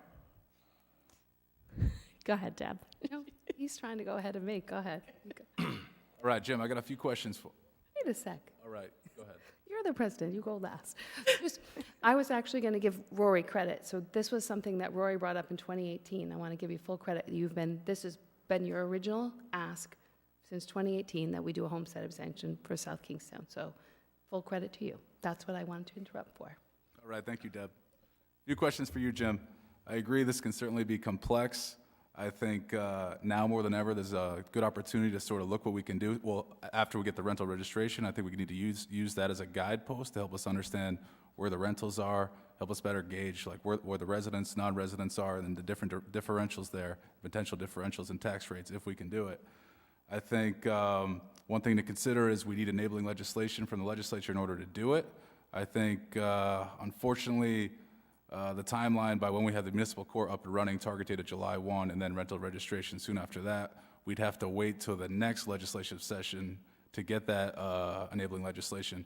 But if we can have a deep study and an idea, I guess, by that fall, of what we want to do, get the enabling legislation by that January for the next session, get this thing intact as soon as possible. I think it's been a priority for this council. It's a priority for you. When we brought you in that, this is something we all wanted, we're unanimous on. So I highly support it, and I'm excited to see what the study shows. But again, I know this is complex, and I know we need the rental registration as sort of a guidepost to help us get there, but I'm confident we will get somewhere. So I'm confident that timeline you gave could work. So it took Town of Narragansett years to get that off the ground with a big debate, and once they made the decision, they got the enabling legislation, it was good. So I think we are way ahead of that curve.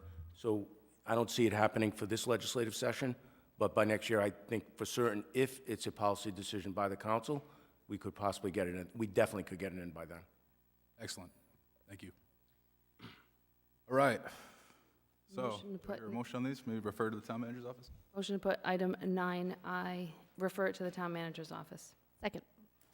All right, we have a motion and a second. Any discussion? Anyone opposed? All right, that motion passes. Next, we have the town manager's report. Yes, sir. So on the agenda, you'll see two items.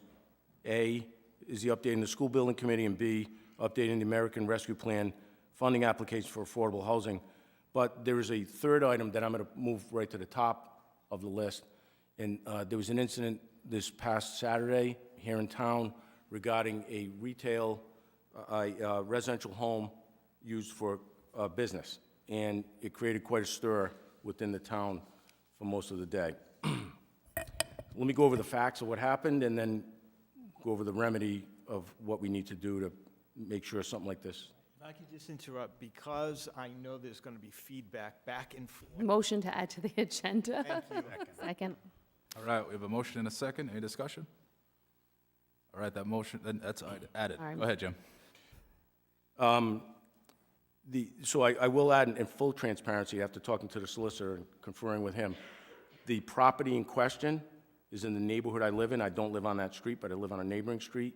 And the property in question, my property touches the back end of that property. So there's no ulterior motives here, there's no bias. I'll just give you the facts and we can take it from there.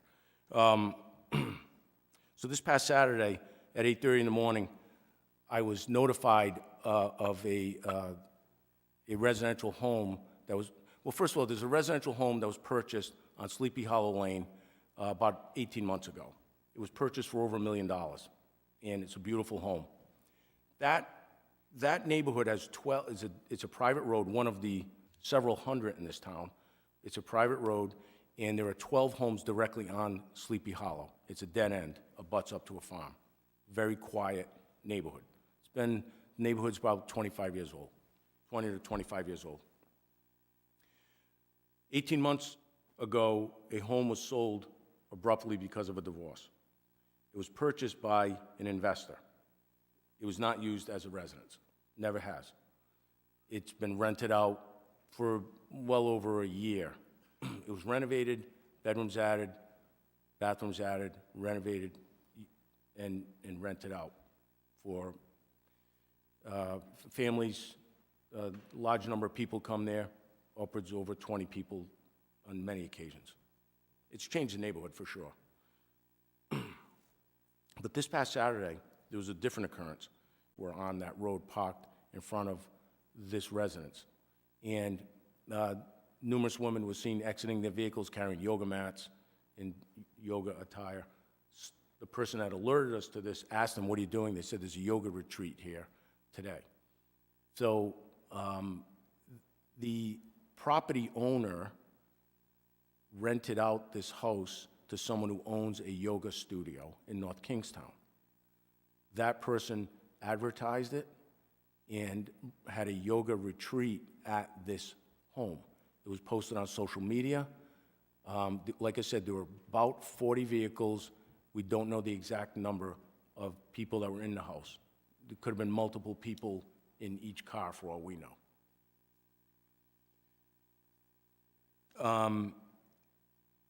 The property is zoned R40, and which is residence.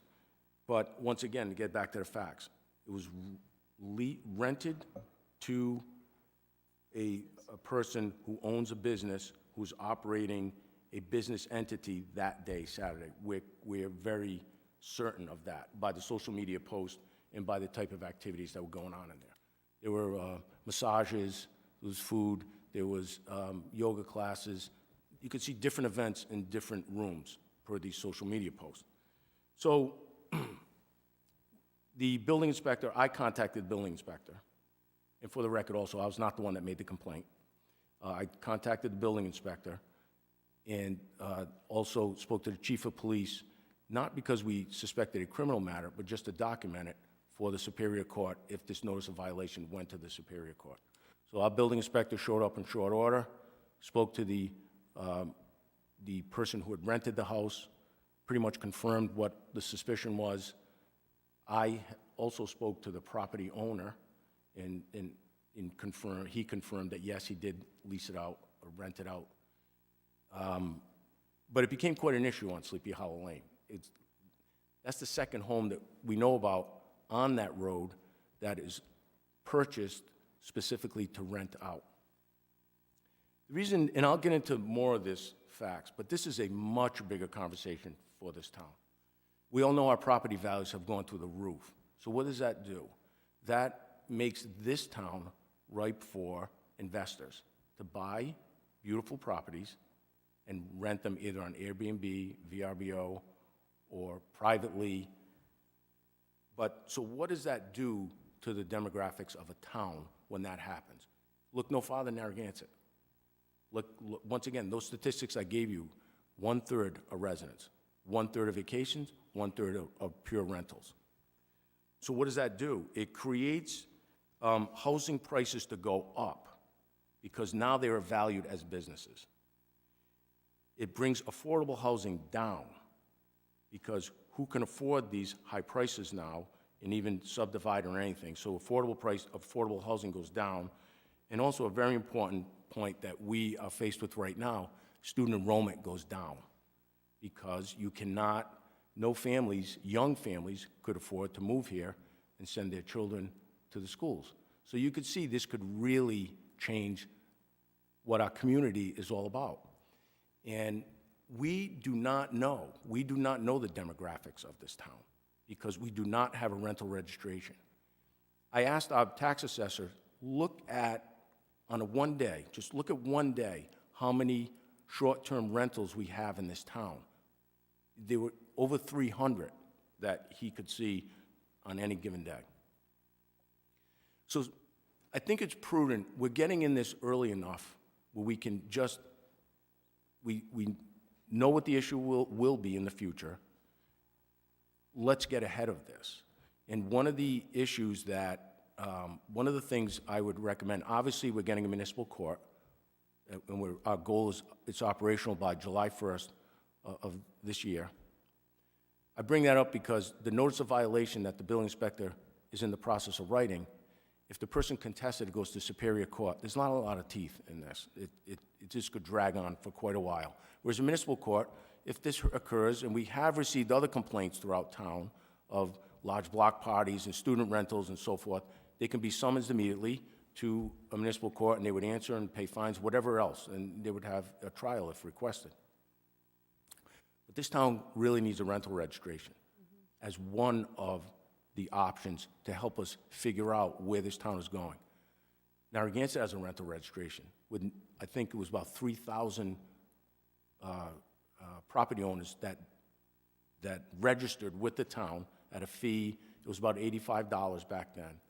It's a public safety issue so that you do not get any property owners that are trying to cram 10, 12 students into a small house living in basements, which we saw in Narragansett.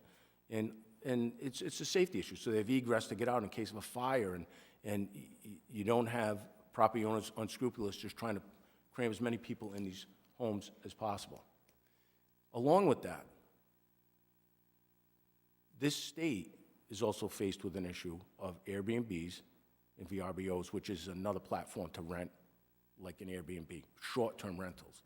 Spoke to the solicitor about this a couple of times, and what I would request is let the solicitor, myself, the planner, the building inspector, clerk, everyone involved that would be affected by this, look at this, and let's look at how other towns and cities are handling this, specifically Newport, so that we could come up with parameters on short-term rentals so that we can monitor and regulate what is going on within this town. So that'll be the first request I have.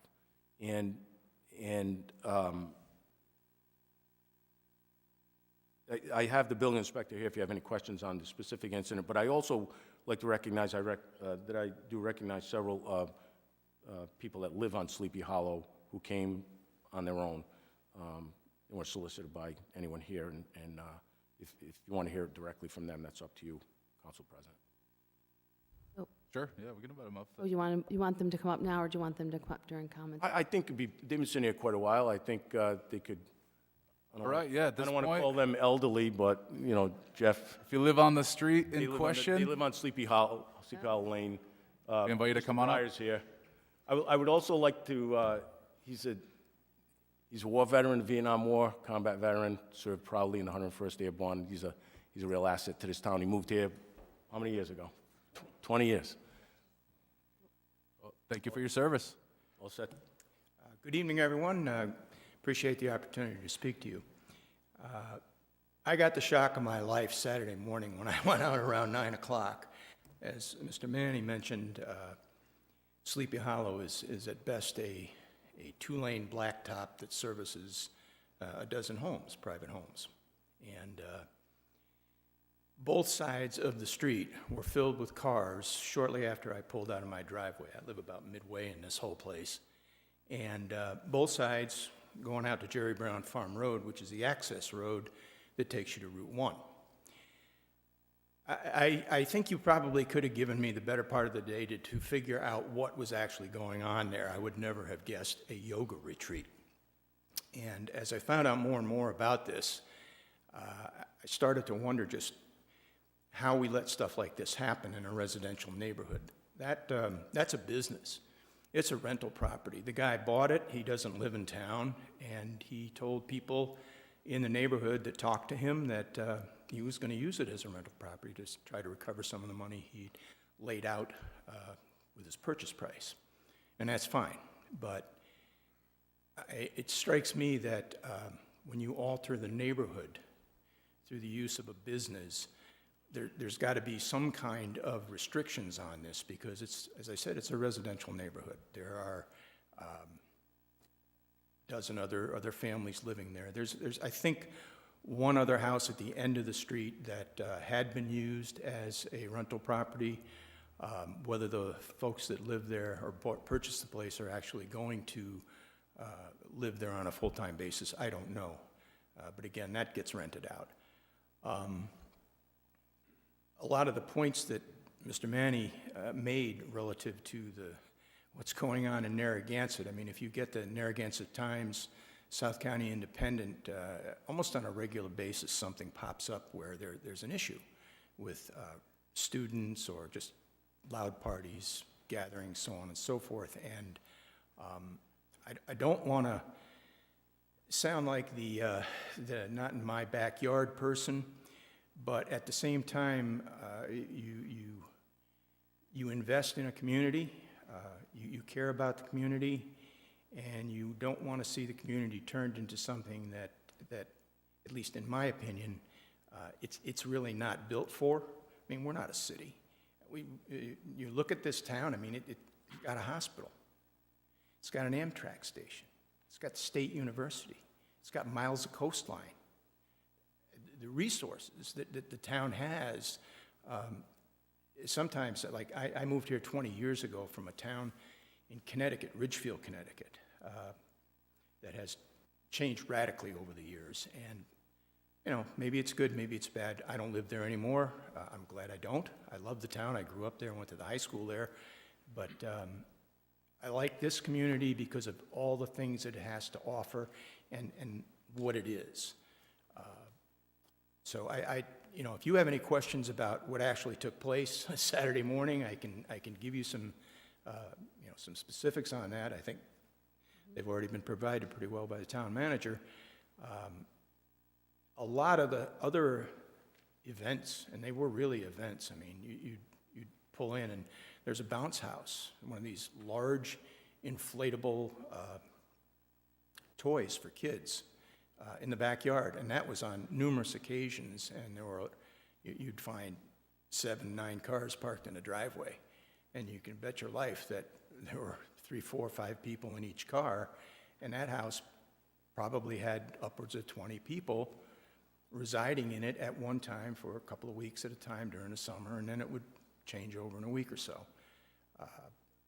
I just think that there ought to be some kind of a regulation, some kind of a way that the town can keep a handle on that, so that it is controlled, and that whoever owns these properties and decides to utilize them like that, there are some very specific things that they're going to have to adhere to if they do. And that pretty much lays in your hands at this point. And I know there'll be a lot of information gathered from a lot of different sources, but I think, as Mr. Manny has mentioned, tip of the iceberg, and it's best to get out in front of it before it runs you over. If you have any questions for me, fine. Otherwise, I appreciate your time. All right, thank you. Thank you. For coming. All right, Jim, can we direct you right now as to what we want?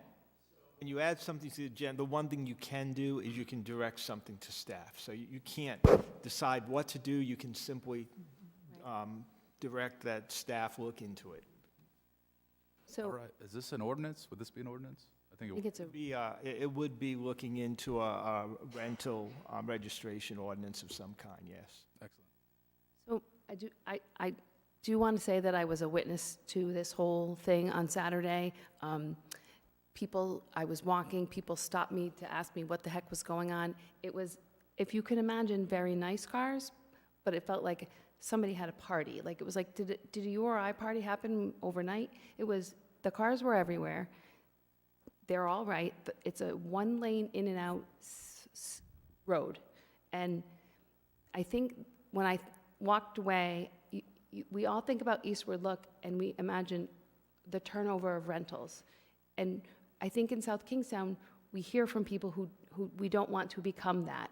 We hear frustrations on Woodruff Avenue. We heard in the last council, we had the houses in Kingston with their students rental. We need to get ahead of all of this because the community and the character of the town that we love is at stake. And I appreciate everyone who came out. I heard from texts and I got videos because I can walk to that.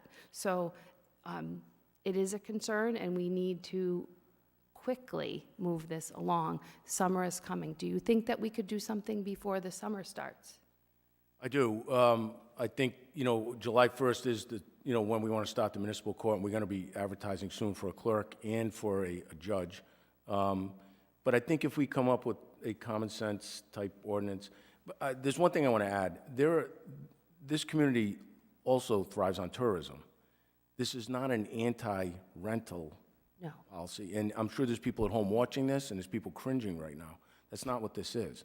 It's just to, there are a lot of responsible people that own homes and rent them out. This is to prevent incidents in the future, which I would guarantee are going to happen as the years go on, where we're going to have more and more of these as the housing prices go up. So Jim had a really good point when we talked at one point, and he said, every house value goes up because every house is a potential business. And I thought that was like a mic drop statement. Every house in South Kingstown could become a business and used in that way, and we wouldn't have people. We would have 9,000. Eastwood Look is the perfect example.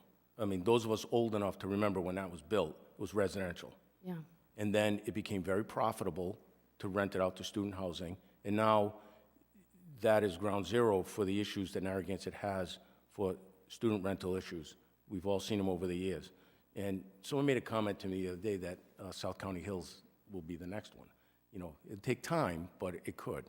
So to answer your question directly, yes, I think we can get some type of ordinance in place to assist us in the first step was the municipal court, the second step would be the rental registration, and maybe in line with that, however, the solicitor's advice is to include Airbnb or that type of short-term rentals included in that.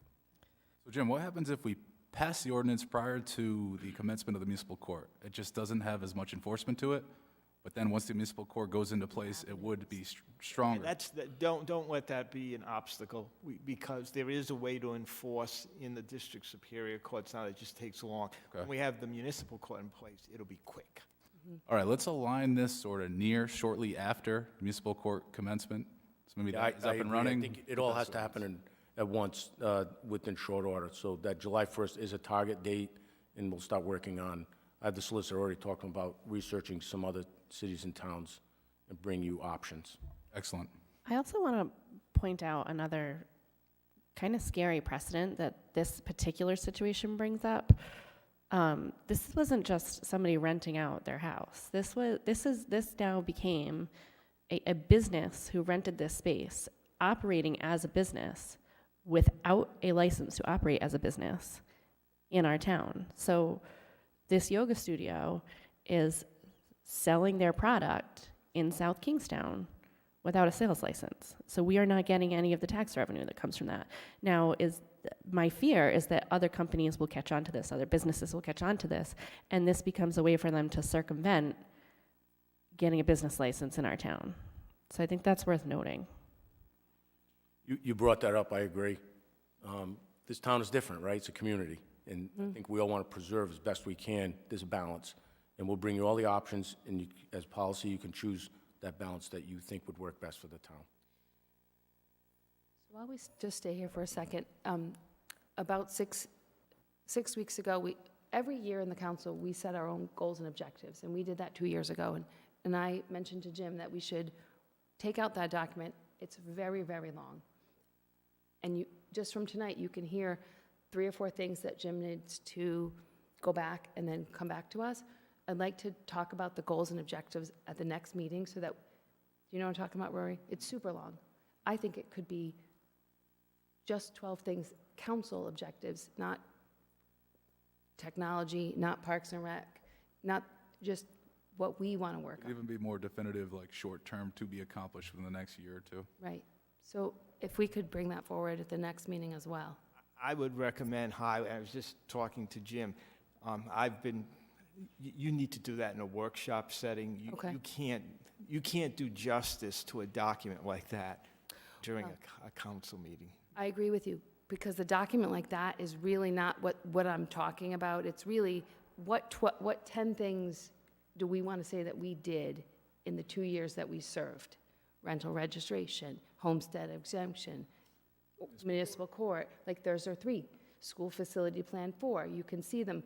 It's not master plan for the parks. It's not renovate the library. That's what's on it now. It's 25 pages that aren't council things, they're town things.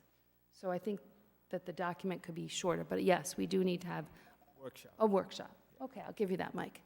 So that's on my list. All right. Thank you, Deb. I'm actually more comfortable this way. I don't think we need any type of motion or anything. We've heard what the issue is. We'll ask you with what you need. Got it. Got it. All right.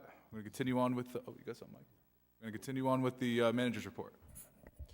The next item is at every meeting, we update on the school building committee because that is probably one of the biggest projects we're all working on. So we'll just give you an update where we are and where we're going with that. And Luke Murray is the chair of that. I would call him up, and he can just briefly go over that.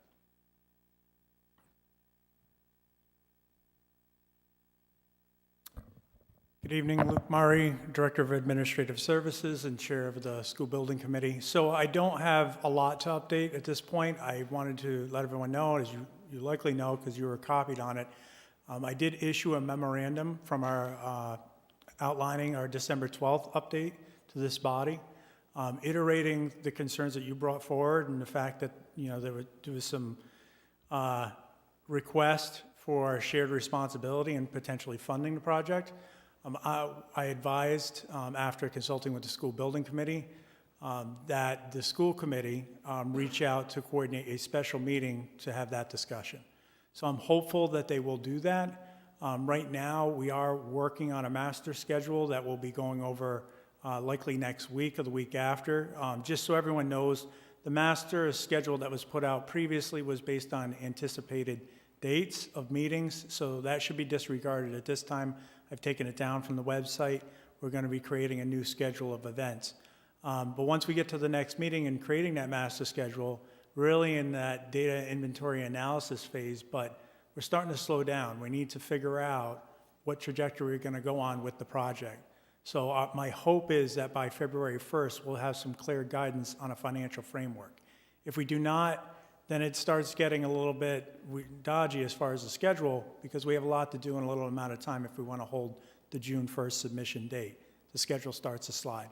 So I'm hopeful that the bodies can get together, get the questions answered, and come to some resolution on the financial framework.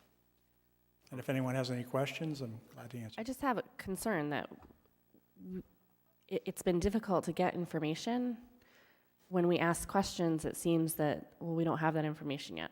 So my concern is that we have another meeting and we ask our questions and that body does not come prepared with the answers. So again, we're stalled again. We have to wait for those answers to reconvene. Would it be easier if the town council came up with a list of questions, what we need to know specifically from the school building committee, from the school committee, and from the superintendent, so that they have direction prior to our meeting? I just don't want to waste another meeting where we're asking questions and they don't anticipate our questions and therefore we don't have answers then. Sure. I mean, I understand the concern as this, rep of the school building committee. What I can say is we'll do anything we need to do to facilitate that process. Unfortunately, our purview stops at the project itself. So when it comes to financing the project and any concerns you have, I would say yes. Anything that this body can do to potentially move that process along, including any questions or specific suggestions, certainly could be done. Yeah, I mean, it's just hard for us to say we're going to finance this without knowing really what we're going to finance and how we're going to finance it, what that shared responsibility looks like. Right. So, and then when we've asked those questions in the past, we've not gotten answers. Understood. And, obviously that has an effect on process, or it will soon. So, at some point we need to refine the project. So a full rebuild project of a high school is very different than a renovation and what that looks like.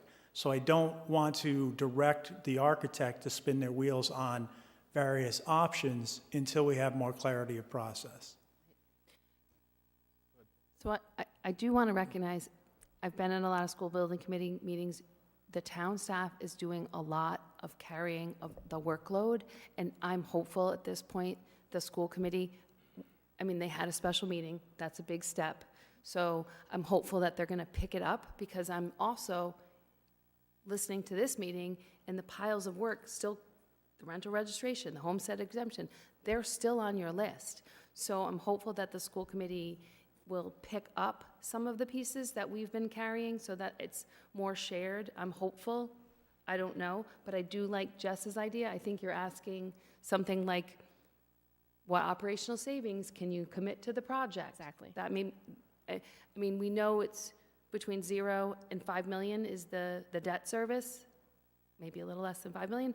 What's their share? Because we need to be confident of what we're asking the community to pay for. And then it's a follow-up question. What if they say X amount, but then 3 years into the project they say, oh, we don't have that? Then what? Then we've built a debt service schedule with the community paying X, and now they're going to pay X plus. So is that a question we could ask? Because what would happen if they, 3 years into the project, can't commit to the savings they promised, and we've committed to a new build at a high school?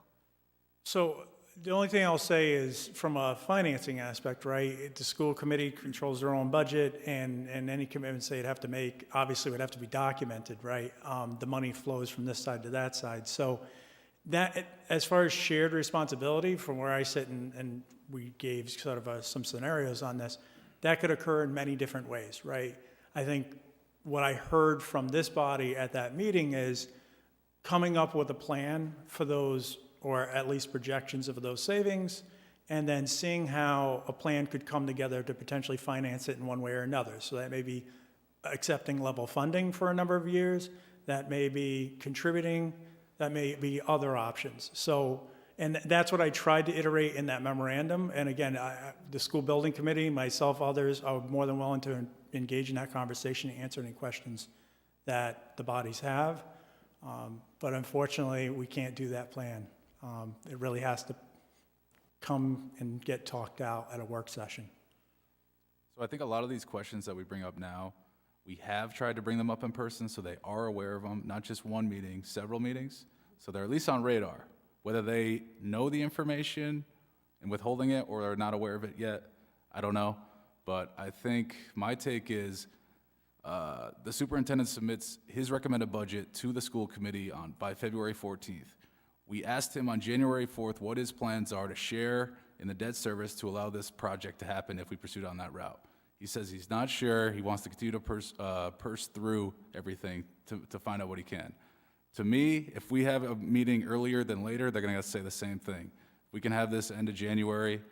I don't think they have much excuses by then. We should be able to get information from them. That's my take. So I'm hopeful that they are willing to do that. So you think that the school department will be able to give us their savings contribution or whatever by the end of January? I think if they weren't aware as of January 4th, they should be better aware by some point later in January. Didn't we ask them on the 19th, though? We did ask them on the 19th, and I think that's when I said, well, what are the we had the operational savings 101 lesson, so, right? That was the 19th? December? So, yeah, so we've been asking since the 19th. So I think we do, I think Jess's idea is a good one. Put something formally, these are the questions we need, come to this meeting with this information, because I'll come every time. You have a special meeting, I'll be here, I promise. So, but I don't want to have a special meeting to be told, we don't know. Well, that's why I'm suggesting if we do it sooner, they may come with the same answer. Because we met 4 or 5 days ago, and that's what they said. So if we give them at least 2 weeks, maybe they have more time to work through their budget, which they are going to present to the school committee by February 14th. I mean, they asserted that they're still coming through it 4 days ago. Right. So I'm trying to suggest if we give them a little more time, end of January, meets the February 1 deadline, and at least they have answers to us. And if they don't, we put them on the hot seat because at least 4 days ago, maybe they actually didn't have the information. I don't know, just thinking here. One red flag I will throw up is we need enabling legislation for a bond referendum. Yep. Session has started. So at some point, and you know, these things take some time, so we will be working with bond counsel prospectively on drafting that with our solicitor involved, and then that would have to go up to the State House. So we can't sit on that. That's better done sooner than later. So that is another red flag for both bodies to consider on moving this along. So I think that, I'm hoping that everybody takes that very seriously. I think that we're taking it very seriously, and I'm not inclined to vote on anything until we have answers to the questions that we've been asking since December 14th. 19th, yeah. So, I mean, at some point, I hate, to use the term ultimatum, but we have to do something to get Right, because answers and perspective. the urgency on our part is, It's been there. the five of us want a project. I think we don't know what the project is, but we agree we must have a project. So we have to keep advancing this project with urgency to say we need this. So when you look at the calendar, we meet January 26th is what I'm thinking. in 2 weeks. 2 weeks. They won't have done their budget. They're not presenting their budget until the 14th. Well, we He don't wants need their whole information by budget. February 1. Well, that's an ideal situation, understood that, we will work within the bounds and that, you give us. So I'm just throwing up the caution flag is the longer we creep, it will potentially affect schedule. It puts a little wrinkle in the time frame. Now, whether it will, how far we get pushed out will be determined. I can tell you unequivocally, we start moving into March, we're going to have an issue. So we'll go back to what Rory said. We'll try to shoot for the end of January to have some answers to what are the operational savings you can contribute? Yes. What are the other questions? We need the answer. What if they can't come through? Yeah, what happens if we don't get the information until February 14th? because that's what my read was the other night during the meeting, was that we're not going to get it until then. But But then on the other hand, Phil, lovely Phil from Studio Jade, will be doing almost nothing until February 14th because he can't do a brand-new high school or a renovation. That's what you're saying, correct?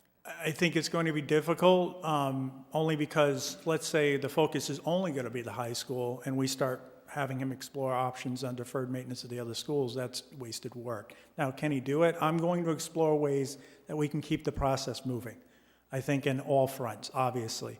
I do think that if you have to go to the 14th, mid-February, we can make that schedule work and still maintain the June 1st timeframe. What I'm concerned about, and the reason I threw up that February 1st, quite frankly, you mentioned ultimatum. I'm trying to put some pressure on as a chair to get some decisions made, quite frankly. We want to see the process succeed. We need to make some decisions swiftly.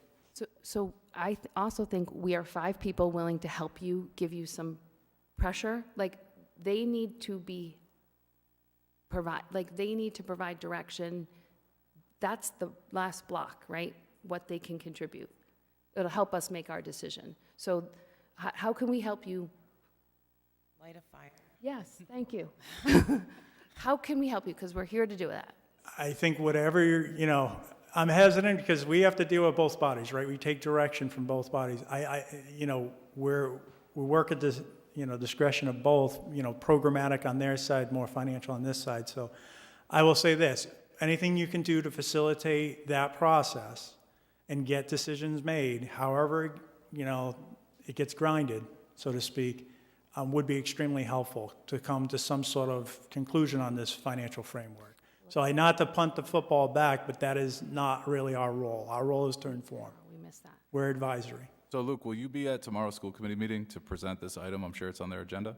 I didn't see it on the agenda specifically. I was not invited. I did check their agenda, but I can plan on being there to at least be present if they choose to engage. So I say let's shoot for January 26th. If they are not able to come prepared. And at least we're informing them that they should be prepared. So I'm Right. giving them a 2-week notice. It's January 26th. That's a meeting, right? Whose meeting? Is it We meet on the 23rd. 23rd? Sorry. So I didn't know if it was a school building committee meeting that you were pointing that. I don't know who picked that date. Rory picked that date. Yeah, 26th. You It's like a that date? Thursday. That's correct. Oh, you want it on the 23rd? I don't know why that date. Because what happens on that day? We're having a special meeting? No, I think it's closer to the end of the month. Oh. So it's harder for them to stick to their guns as to we're still combing through it. It's closer to February 14th, but seems like a good date. So do you want to have a special meeting then with them? Okay, I got it. Unless you want to do it on the 23rd. No, I think it should be a separate meeting. 6:30. 6:30 on Thursday? 6:30 on Thursday? Mm-hmm. Yes. Is that too early? No, that should work. That's good. I mean, some people. All right. So, We're thinking 6:30 p.m. on Thursday, January 26th, but this communication has been sent to the school committee, so if you're at the meeting tomorrow, Luke, maybe you can communicate to them that we discussed this, and Well, what we certainly- think works for us, and hopefully gives them a little more time, is January 26th. Sure. I mean, the town manager could certainly reach out to the superintendent and iterate that request as well on your behalf. I think I'll call the superintendent tomorrow and relay, the concerns and the date and put it in his court. That's one less meeting Luke has to attend at night that he attends many during the week. But I'll notify him if that's okay. Yeah. And in the meantime, if any of us have specific questions, I think we should forward them to Jim to get them to the school committee and the superintendent as soon as possible to give them as much time as we can to prepare those answers, to let find them the know information. We're doing this because we want to help them. We want to work Exactly. together to make this a possibility, a reality, and we just think this is a necessary part of that. so it's not just the high school. It's really, what's the plan for the preschool? What's the plan for the elementary schools? I feel like if in 5 to 10 years we don't need an elementary school, this is my opinion, we shouldn't put money into an elementary school that we're going to dispose of in 5 to 10 years. Put the money somewhere else.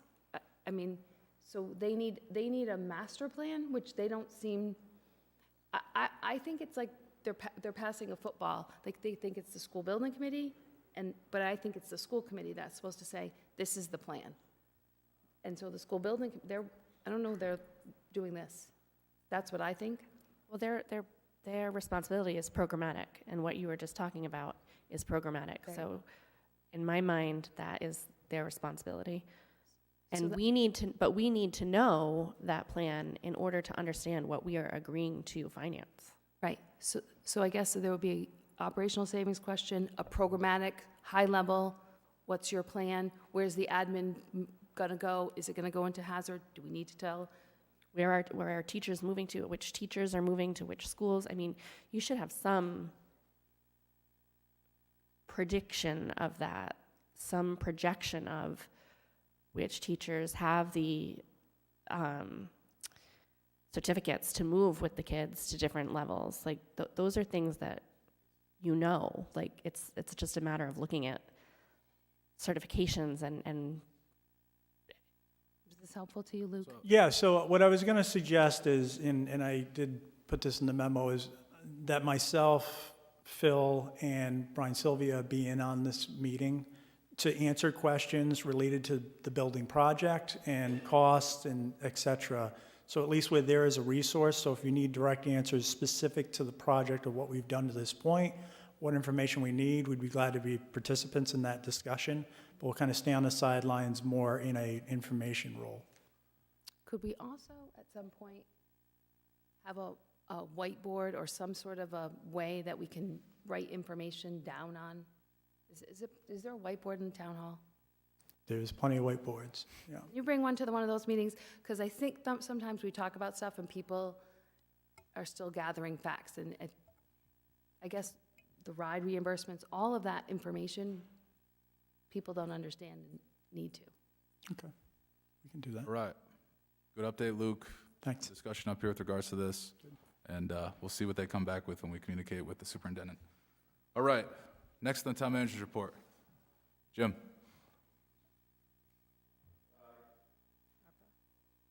It was requested that the town give a brief update on rescue plan money and where it's going. So we'll give you a very brief update right now, just on one section of that rescue plan money. So there was $375,000 allocated to social services by the town council about a year ago, as well as $425,000 for affordable housing type studies, plans, money that could go out as grants for that. So the application period for that $800,000 in grant money, rescue plan grant money that the town is offering, was opened on December 16th. It will close on January 17th. We have received 3 applications to date, of which doesn't even come close to the number of $800,000 total that could be allocated. I'm sure there's going to be more applications that come in more towards the deadline. So we are encouraging people who go online. There's a link to these applications, and fill them out, and then obviously we'll bring to the town council whatever those requests are, and you can make decisions on how you would like that money allocated. All right. Jim? That's it. All right, thank you. Any questions for the manager before we move on? All right, that's going to bring us to item 11, comments from interested citizens. Oh, I'll go then. I'll go then. Going to bring us to item 11, comments from interested citizens. At this point, I invite you up to come up and speak on any issue you wish to speak of. I just ask that you first identify yourself, and we'll limit you to 5 minutes. So with that said, come on up.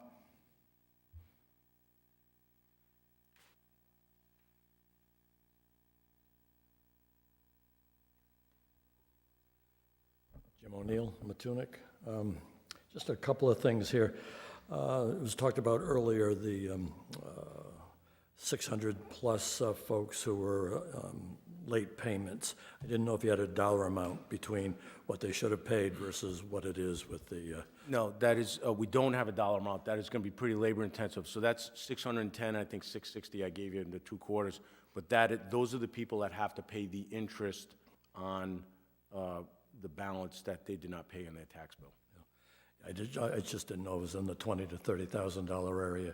I just didn't know. I'm happy we found, was it a one-time exemption, 5-year, what, to seniors only? Well, once again, we'll bring a proposal. The state law is one-time exemption and abatement for if you paid taxes religiously in that 5-year period, and we would probably mirror the state law. That would be the recommendation I would have. I certainly, I would have looked forward to something like that back in 2008 to 12 when I was on the council, because I cannot tell you the amount of phone calls, letters during that recession. Brutal what you'd get. And a lot of people didn't want their letters and their names out there in public, so they'd call who they knew on a council. Very, very difficult during that period of time, 4 years. Equity in homes down the drain, unemployment. It was an awful time. So I'm almost happy for it, but we'll have to go through what's the cost and is it fair to everybody else in the community. The Homestead Act, I'm glad to see the work on this. Appreciate that moving forward. I don't know if the elderly or seniors are going to be helped by the state. There's lots of talk about many states have no tax on Social Security or various pensions received. I don't know where Rhode Island stands. I don't know with all the profits or the surpluses the states come up with if there's going to be any help for those that we try to help down here up to almost $40,000 of income, as Councilwoman Alley brought up. And I can only tell you, we tried to find those missing people, and I can't tell you how proud some of these seniors are that don't want to be in that program. It's amazing, absolutely amazing. Just we'll suffer, but we don't think it's right to take advantage of it. And I can't tell you how many seniors felt that way. And that was back during that recessionary time, very, very tough. Finally, I know the Sleepy Hollow folks left here, but I try to be careful in my real estate career. I don't like selling properties to LLCs. I see so many LLCs recently that are near places that I have sold, and they're all asking me, who are they? You think you'd be able to look it up in the tax assessor's card easily, but everything is always, you got to go 2 or 3 other steps to find out who's really the owner. And it's one of the issues that we have in our real estate business, short-term rentals. The taxes are higher for a short-term rental under 30 days, like hotel rules, versus longer-term, more than 30 days. Owner-occupied, an incredible number of issues that we're facing in that arena right now. So, and I know this is crazy, but if you ever have time to watch a Netflix movie, I wound up watching The Watcher last night. New Jersey realtors with LLCs. It just happened all pulled together tonight, and how brokers were buying these properties for themselves and renting them out. Anyway, it's kind of a crazy movie, but if you have free time ever, which I know you don't have a lot of. So, and just one more thing, I wanted to thank Councilwoman Bergner for the kind comments earlier about passion, and I appreciate that, but I'm awfully competitive, and I don't like being outfoxed and outmaneuvered, and I don't like losing, and that's happened, and I certainly hope the next wave that comes forward with the new recreational pot areas, that we will find our Wakefield site at that particular point. So, thank you. Thank you, Jim. All right, anyone else in the audience wish to speak? Ready to come on up? Just me. Oh, no. Good evening again. Randy Noka, Richmond resident. My ancestors, however, were part of Rhode Island forever, or what became Rhode Island. So I may not be a resident here, but however, I feel I have a voice in not so much just public opportunity like presented, but knowing what they went through. I do want to acknowledge again that it's refreshing. I've been here 3 meetings now, and witnessing this council and in particular that parking lot issue. you know, the open-mindedness of it, the cultural sensitivity, you know, it's unlike, I was on tribal council for 20 years. I'm a tribal elder, ambassador for the tribe, a number of experiences with Indian country issues and board meetings and conferences and representing the tribe in DC and points elsewhere. And listening to other tribal leaders and how they shared their concerns and some of the ongoings. And, you know, bottom line is, we're not used to, we, the tribe, or whatever, myself as a tribal member, not used to having people receptive to tribal concerns, not in the least. And not saying that, you know, what's been done the last couple of meetings or witnessing what this council did, and again, that parking lot issue in particular, but for what it's worth, it's a refreshing change from years of indifference, years of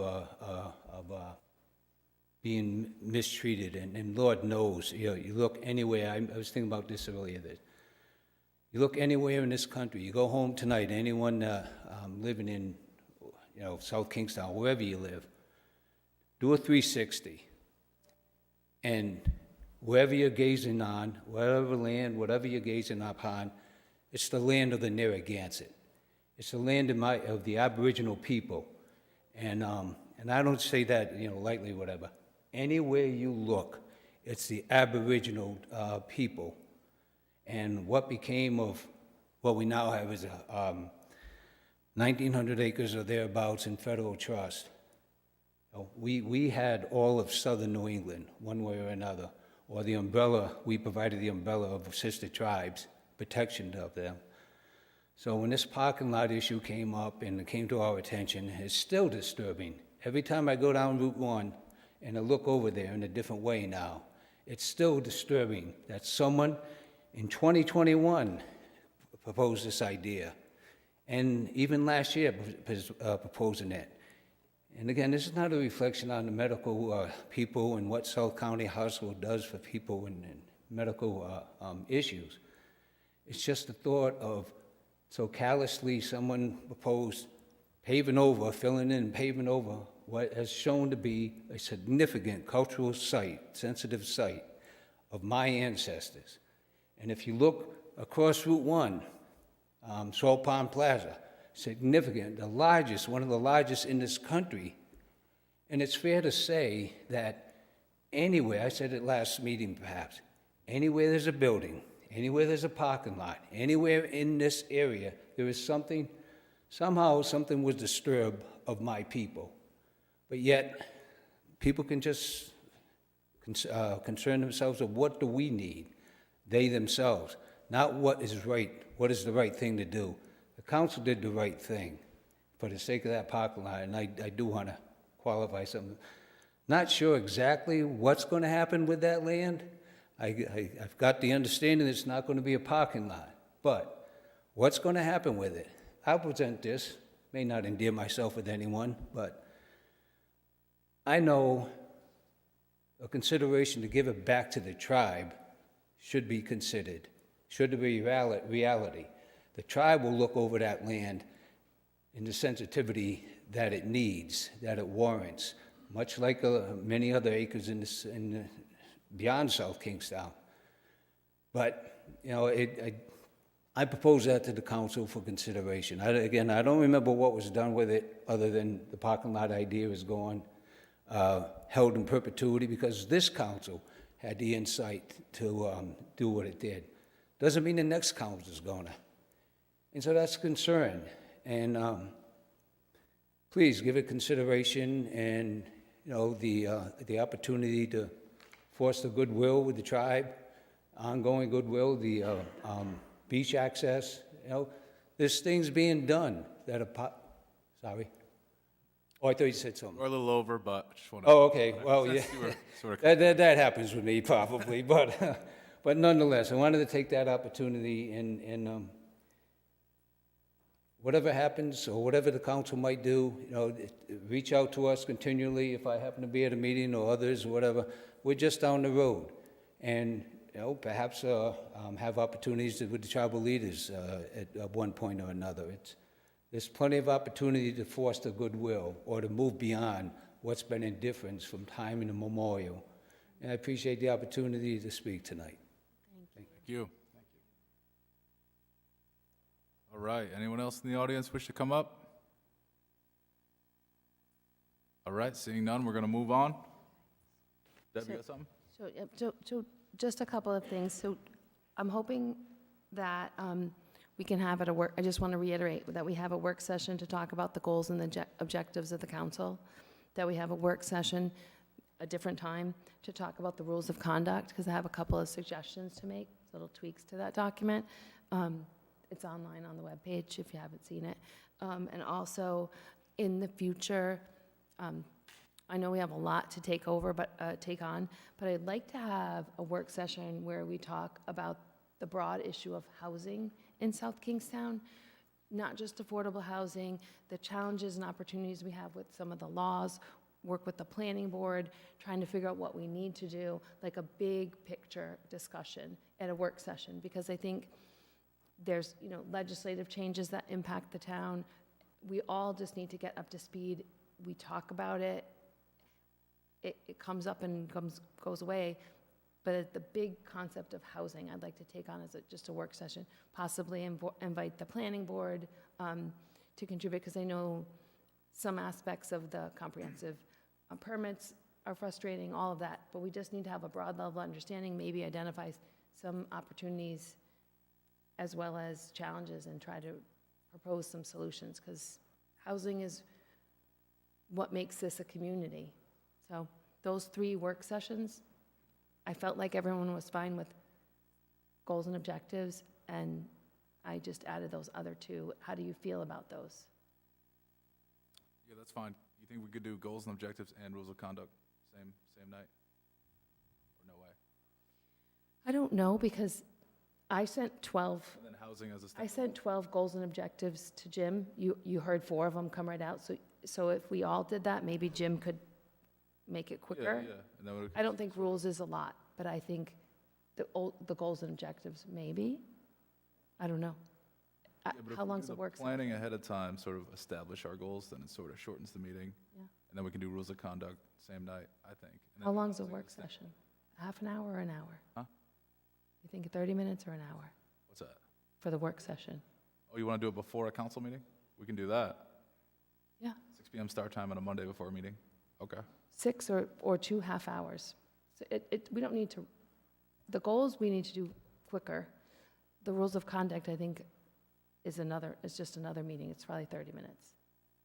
All right, so we'll line them with, I think doing them separately. okay, we'll line them as 6 p.m. work session start times before council meetings. Or 6:30, either one. Okay, that works for me. And then, just as a note, I really liked that the executive session happened at 6:30.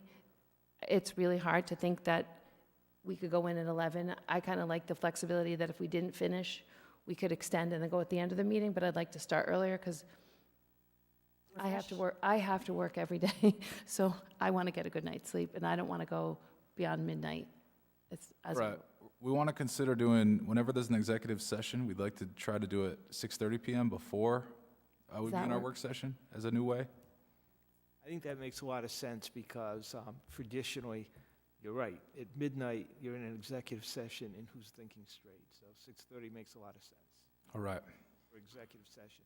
And as you suggest, Deb, something, like the rules changes, that's probably not a big discussion. Correct. But that's probably a good one to do it at 6:30. Right. Because you do have a lot of meetings coming up, all your budget meetings, et cetera. It's Yep. going to be kind of tough. It's something that we can check off as we go, I think. So we might be meeting sounds like we're going to meet at 6:30 for the next couple.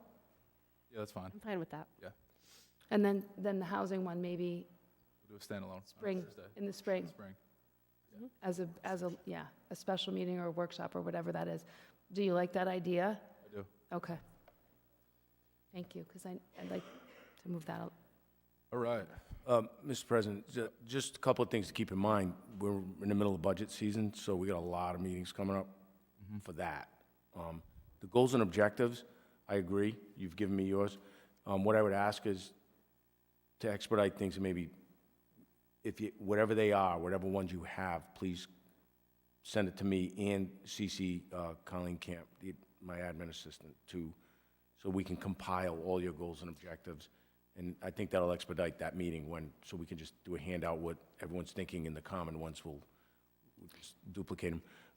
So I didn't want to be rude by texting, but I was texting, and I texted the superintendent. The 26th won't work. Okay.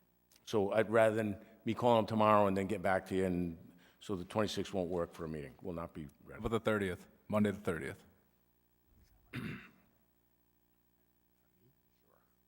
He's going to have to I don't see that happening.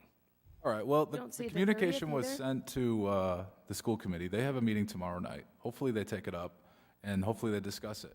And I think it makes sense that they will probably need more time, so sometime at the end of January. Let's see what they come back with. Yeah, so I requested, Mr. Prince advises school committee that the town council is eager to get some numbers prior to the 14th of February on operational savings and a comprehensive plan of other schools other than the high school. And I will just make sure that he brings that up I'll ask him again to make sure. Yeah, because the formal request was to them, so let's see how they come out. Hopefully, they want to do a meeting and they ask us to do it. If not, then we have to request them to do it with us, I guess. Right? I mean, the communication came from the school building committee to the school committee, asking the school committee to set up a joint meeting with the council, which hopefully they will discuss tomorrow night. Right, at this point, it's not Superintendent Prince's choice. It's the choice of the school committee. No, right, and that's Right. why I requested that he bring that up to the school committee and But relay. he is saying that the 26th won't work? Yes, he said. You already talked to the school committee that quickly? No, he just does not think the figures will be ready by the 26th. Oh, it's too soon. Okay. So the 2nd of February. Okay. At some point, it's not going to be a choice. Like, they're going to have the information. He's going to have the answers. All right. I well, hope he understands No, that. we could just phrase it as, what do you think the soonest date you can do it is? And we'll see what he comes back with. And we are very flexible. We are all willing to show up. I'll be here any night. So there you heard it. There isn't a night that I can't do it. All right. Any other thoughts from council members before we move on? Okay, next we have appointments. I make a resolution to appoint David Hill and Richard Youngkin to the Historic District Commission. Second. All right, we have a motion and a second. Any discussion? Anyone opposed? All right, that motion passes. That's going to bring us to 13 new business. A is a resolution authorizing an award to McGovern Municipal HQ of Framingham, Mass. for the purchase of one 2022 Ford Explorer Interceptor utility all-wheel drive vehicle in accordance with pricing per the Greater Boston Police Council contract through the Massachusetts Metropolitan Area Planning Council in an amount not to exceed $34,435 as further described in a memorandum from the Chief of Emergency Medical Services to the Town Manager dated December 20, 2022. Motion to approve 13A. Do I hear a second on this? Second. We have a motion and a second. Any discussion? I do. So we had this conversation about the police vehicles. No, this is EMS vehicles. So there was $270,000 allocated from rescue plan funds by the council specifically for EMS. The SUV was budgeted at $35,000. That's where that money's coming from. Sorry, I just got stuck on police. Any further discussion? Anyone opposed? All right, the motion passes. 13B is a resolution authorizing an amendment to an existing contract originally granted on April 12, 2021, and amended on July 11, 2022, to GZA Geo Environmental Incorporated of Providence, Rhode Island, for design, permitting, construction, and inspection services for the Marina Park boat ramp and town dock from an amount not to exceed $81,200 to an amount not to exceed $119,600 in accordance with an amended specified scope of work required for handicapped access as further described in a memorandum from the Director of Leisure Services to the Town Manager dated December 30, 2022. Motion to approve 13B. So, Mr. President, I would request to just explain this to you so you know exactly what you're voting on, because it is a little complex. So, the Marina Park boat ramp, you voted to make improvements to that long overdue. We would have to close it if we did not, and that was much appreciated that you did make that decision. We did get $280,000 in a grant from Rhode Island DEM, went before them. As we started now that is a grant that it originates really from the feds, goes to the state, it's a pass-through, comes to the town. Now, there's certain restrictions on any type of grant you get from the state or the feds, and this one, no one saw coming. So what does this mean? What does this agenda item mean? There is a requirement that the boat ramp is ADA compliant from the parking lot down to the ramp to the dock to the boats. That is not the original plan that the town designed, and the design was obviously to make it ADA compliant, but from a different point of view, like once you get to the dock, onto the boat. Because we will be accepting these funds, there are different requirements under the ADA laws. So it would cost approximately $30-some-odd thousand to redesign that portion of the boat ramp and to get down there, the walkway to get to the boat ramp. And that's one. And two, it's anticipated it could be substantial cost to build that ramp of maybe $100,000 plus, because it's going to be a much larger design coming from the parking lot down to the boat ramp instead of down the boat ramp itself. I called DEM today, explained that to them, that they didn't see it coming, we didn't see it coming, but and asked them if there were other pools of money that could assist the town with the ADA compliance. Because when you think about it, we're accepting a $280,000 grant, could cost us half or more to do this added ADA compliance. But when you really think about it, we have to do it. It doesn't come down to dollars. We have to do this. It's the right thing to do. And we will do the best we can to offset that. We're still going to be ahead of the game from this $280,000 grant. So even if we turned it down, we're still getting a benefit, whether it's $250,000 of it, $270,000, or even if we broke even, we still have to do it. We're still getting a benefit from it. So we're working with DEM. I haven't gotten a call back yet to see if there's an additional pool of money to assist us with this ADA compliance required by the federal government. So that's what you're voting on. You're voting on the $38,000 to do the design for the increased ADA compliance. As I read Terry's memo, this amount is just for the design, but it's well within the total amount of the grant. It is, yes. But if the construction cost maxes out according to what's here, it may go over the total grant, but it's not. I don't think it will go over the total grant. I think, it could come pretty close. We still could be $40,000, $50,000 towards our project. But really, once again, your first reaction is, okay, well, what are we getting from this? Well, we're getting a much enhanced boat ramp for ADA compliance. So, people that need it. second. But we'll work on getting additional money. I just can't guarantee it. This was one of those things that I don't think DEM saw coming. We didn't see it coming. Terry Murphy's here if you have any other questions regarding the specifics of this.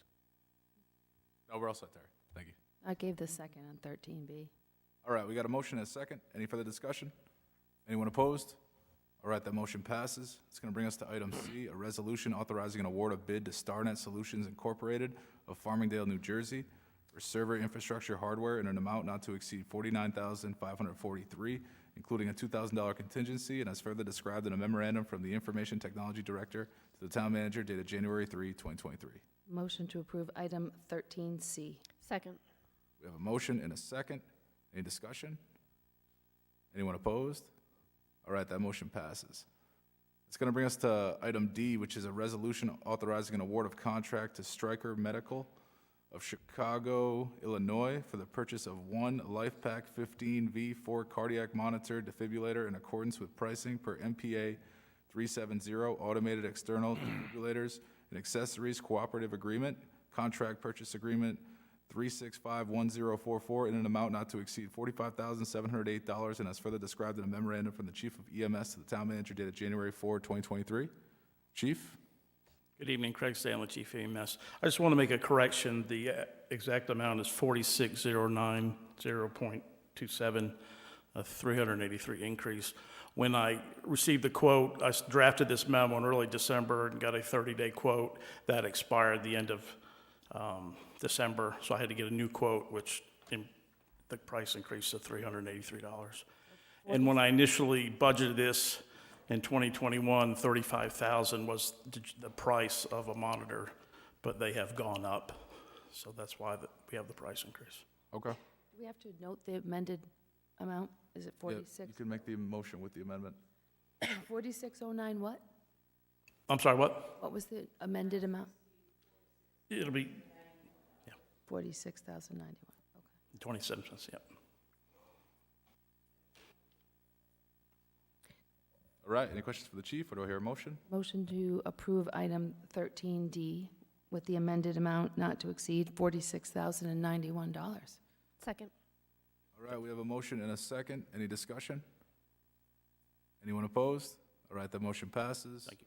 It's going to bring us to item E, a resolution authorizing the town clerk to advertise by reference for order of notice, a public hearing to consider proposed amendments to police department standing orders relative to Department Policy 220.07, promotional procedure, as shown in Exhibit 2 attached here too.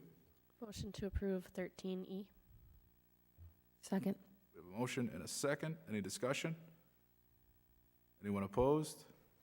All right, that motion passes. That's going to bring us to item F, a resolution authorizing an award to Seacoast Harley-Davidson of Northampton, New Hampshire for the lease of 2 new Harley-Davidson Electra Glide police motorcycles for a 36-month term, paid in yearly installments of $4,500 per motorcycle, total of $9,000 per year, for a total lease cost of $27,000, and the purchase of Allied Police motorcycle warning system lighting accessories, amount not to exceed $18,500, including contingency, and as further described in a memorandum from the police chief to the town manager dated January 4, 2023.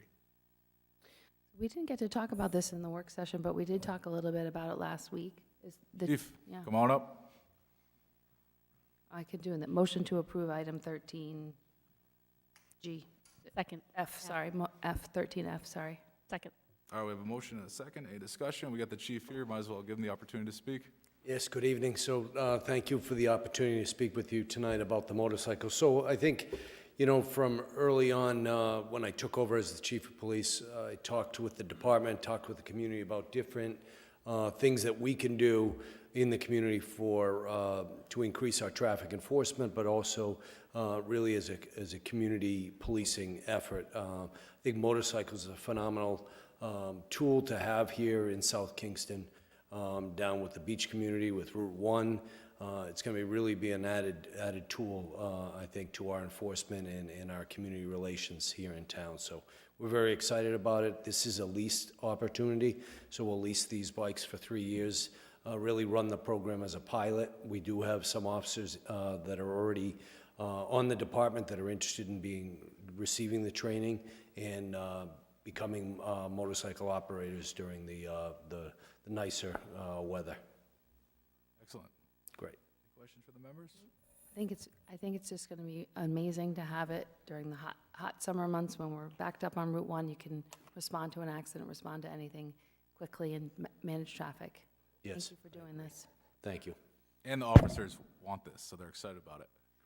The officers are very excited about it, yes. Just another tool, really, that they can utilize. Wonderful. Great. Excellent. Thank you.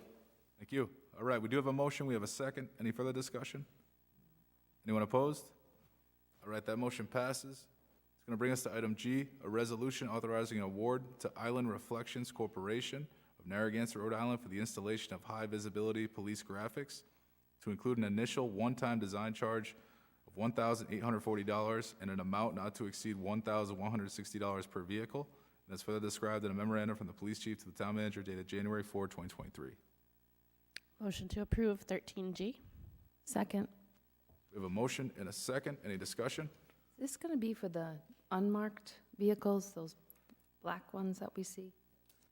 So there's, the chief and I discussed different graphics on the cruisers. It's my understanding the cruisers will still remain black, but they will have more enhanced markings to make them more visible as mock cruisers rather than blacked out undercover type cruisers. Chief, you can add to that. Yeah, you can show the pictures. I do have a sample image I can pass around.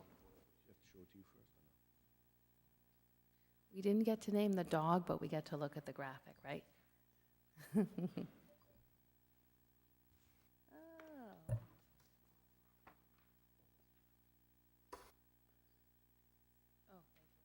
It's just too expensive to repaint all the black cruisers right now, so I think this is a very good compromise. What did you say, Jim? What's that? What did you say? I said, you know, we talked about different color of the cruisers, but the fleet is black right now. To repaint the fleet is very expensive. No, I don't want to repaint, but I want to make sure that if we don't want to go in that direction, we go back to the community vibe. Right. That's all. I don't know if it's a council decision, a police decision, or whatever It's decision. really a police decision, but, you know, it's nice to get the council's, you know, it's an operational thing by the police department, so, but, you know, we like to include the council in working together with them, but I think this is a really good compromise. All right, we do have a motion you. and a second. Any further discussion? Thank you for doing that. Anyone opposed? All right, that motion passes. It's going to bring us to item H, a resolution authorizing an award to Strobes and More of Westerly, Rhode Island for the installation of emergency lights and accessories per RI MPA number 566 in an amount not to exceed $25,000, including contingency, and as further described in a memorandum from the police chief to the town manager dated January 4th, 2023. Motion to approve item 13H. Second. We have a motion and a second. Any discussion? Anyone opposed? All right, that motion passes. It's going to bring us to item I, a resolution authorizing the Planning Department and Historic District Commission to submit an application to the Rhode Island Historic Preservation and Heritage Commission for a 2023 certified local government grant to support a project to survey, inventory historic resources in the Matunic Beach area for the purpose of identifying buildings that may be subject to impacts from climate change and sea level rise. The final grant application shall be subject to review and approval by the planning director and town manager, and as further described in a memorandum from the Director of Planning to the Town Manager dated January 4, 2023, and entitled Request for Council Authorization for the Historic District Commission, HDC. Jamie? Yeah, let's talk about this. We didn't talk about it in the work session.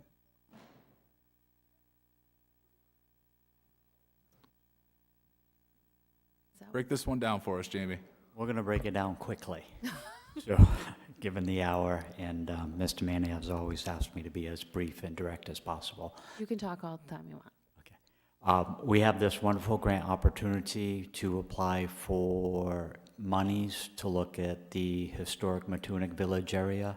It's a total grant application totaling $25,000. $20,000 would be a cash influx to our department to undertake a consultant to do the study. We would provide a matching in-kind service of $5,000 utilizing existing staff.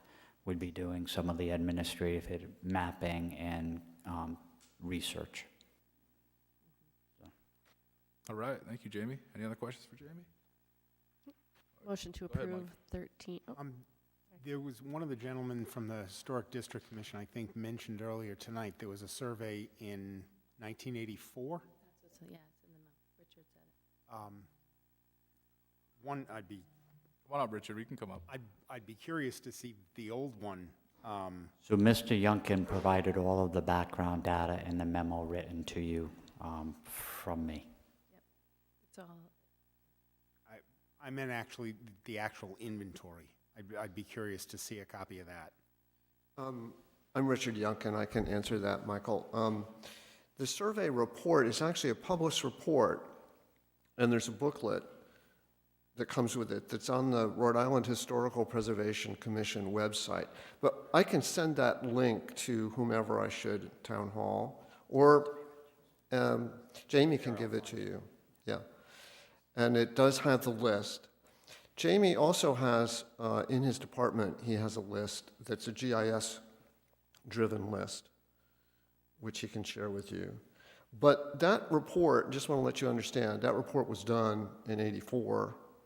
It's ancient by our standards. And someone asked a long time ago, well, is that just, it's historic properties, do they ever change? Or don't they just stay the same? Actually, they do change. We've lost some. And then there's the 50-year rule. We can have some more coming on that are 50 years or older. So we need to resurvey it. But the primary reason for this project is to get at how sea level change will affect properties and get some information out to the property owners about that. So that's included in the grant proposal. I'm very interested in this particular topic, and you probably already know this, but there is supposed to be some monies available under the Inflation Reduction Act for coastal towns to mitigate sea level rise impacts. So the survey would be helpful for that. With regards to that, we just attended a workshop just last week about, I believe there's 26 million that is going to become available to the state of Rhode Island. So we're working through that on the staff level to see if we would have any project eligible for that. To the point, you've already done a Matunic Village study. This would add to that. Our office is also working on our other historic district areas and working on our storyboards and GIS mapping so that you can have an interactive map. One thing we also mentioned, and Richard talked about this earlier, about the historic placards and working with EDC on potentially financially supporting that program, and then using the scan abilities of your iPhone and Android phones instead of having these long dissertations at the properties. If you have a QR code at the street, you scan it if you want to find more information about a particular home or property. That's awesome. Thank you. Thank you, Jamie. You weren't too short. You weren't too long. So Do I hear a motion on item Motion I? to approve 13I. Second. We have a motion and a second. Any discussion? Anyone opposed? All right, that motion passes. That brings us to the end here. Motion to adjourn. Second. We have a motion to adjourn. We have a second. Any discussion? We sure this soon? Anyone opposed? All right, that motion passes. We are done. Everyone have a good night. Thanks for coming, and have a good week.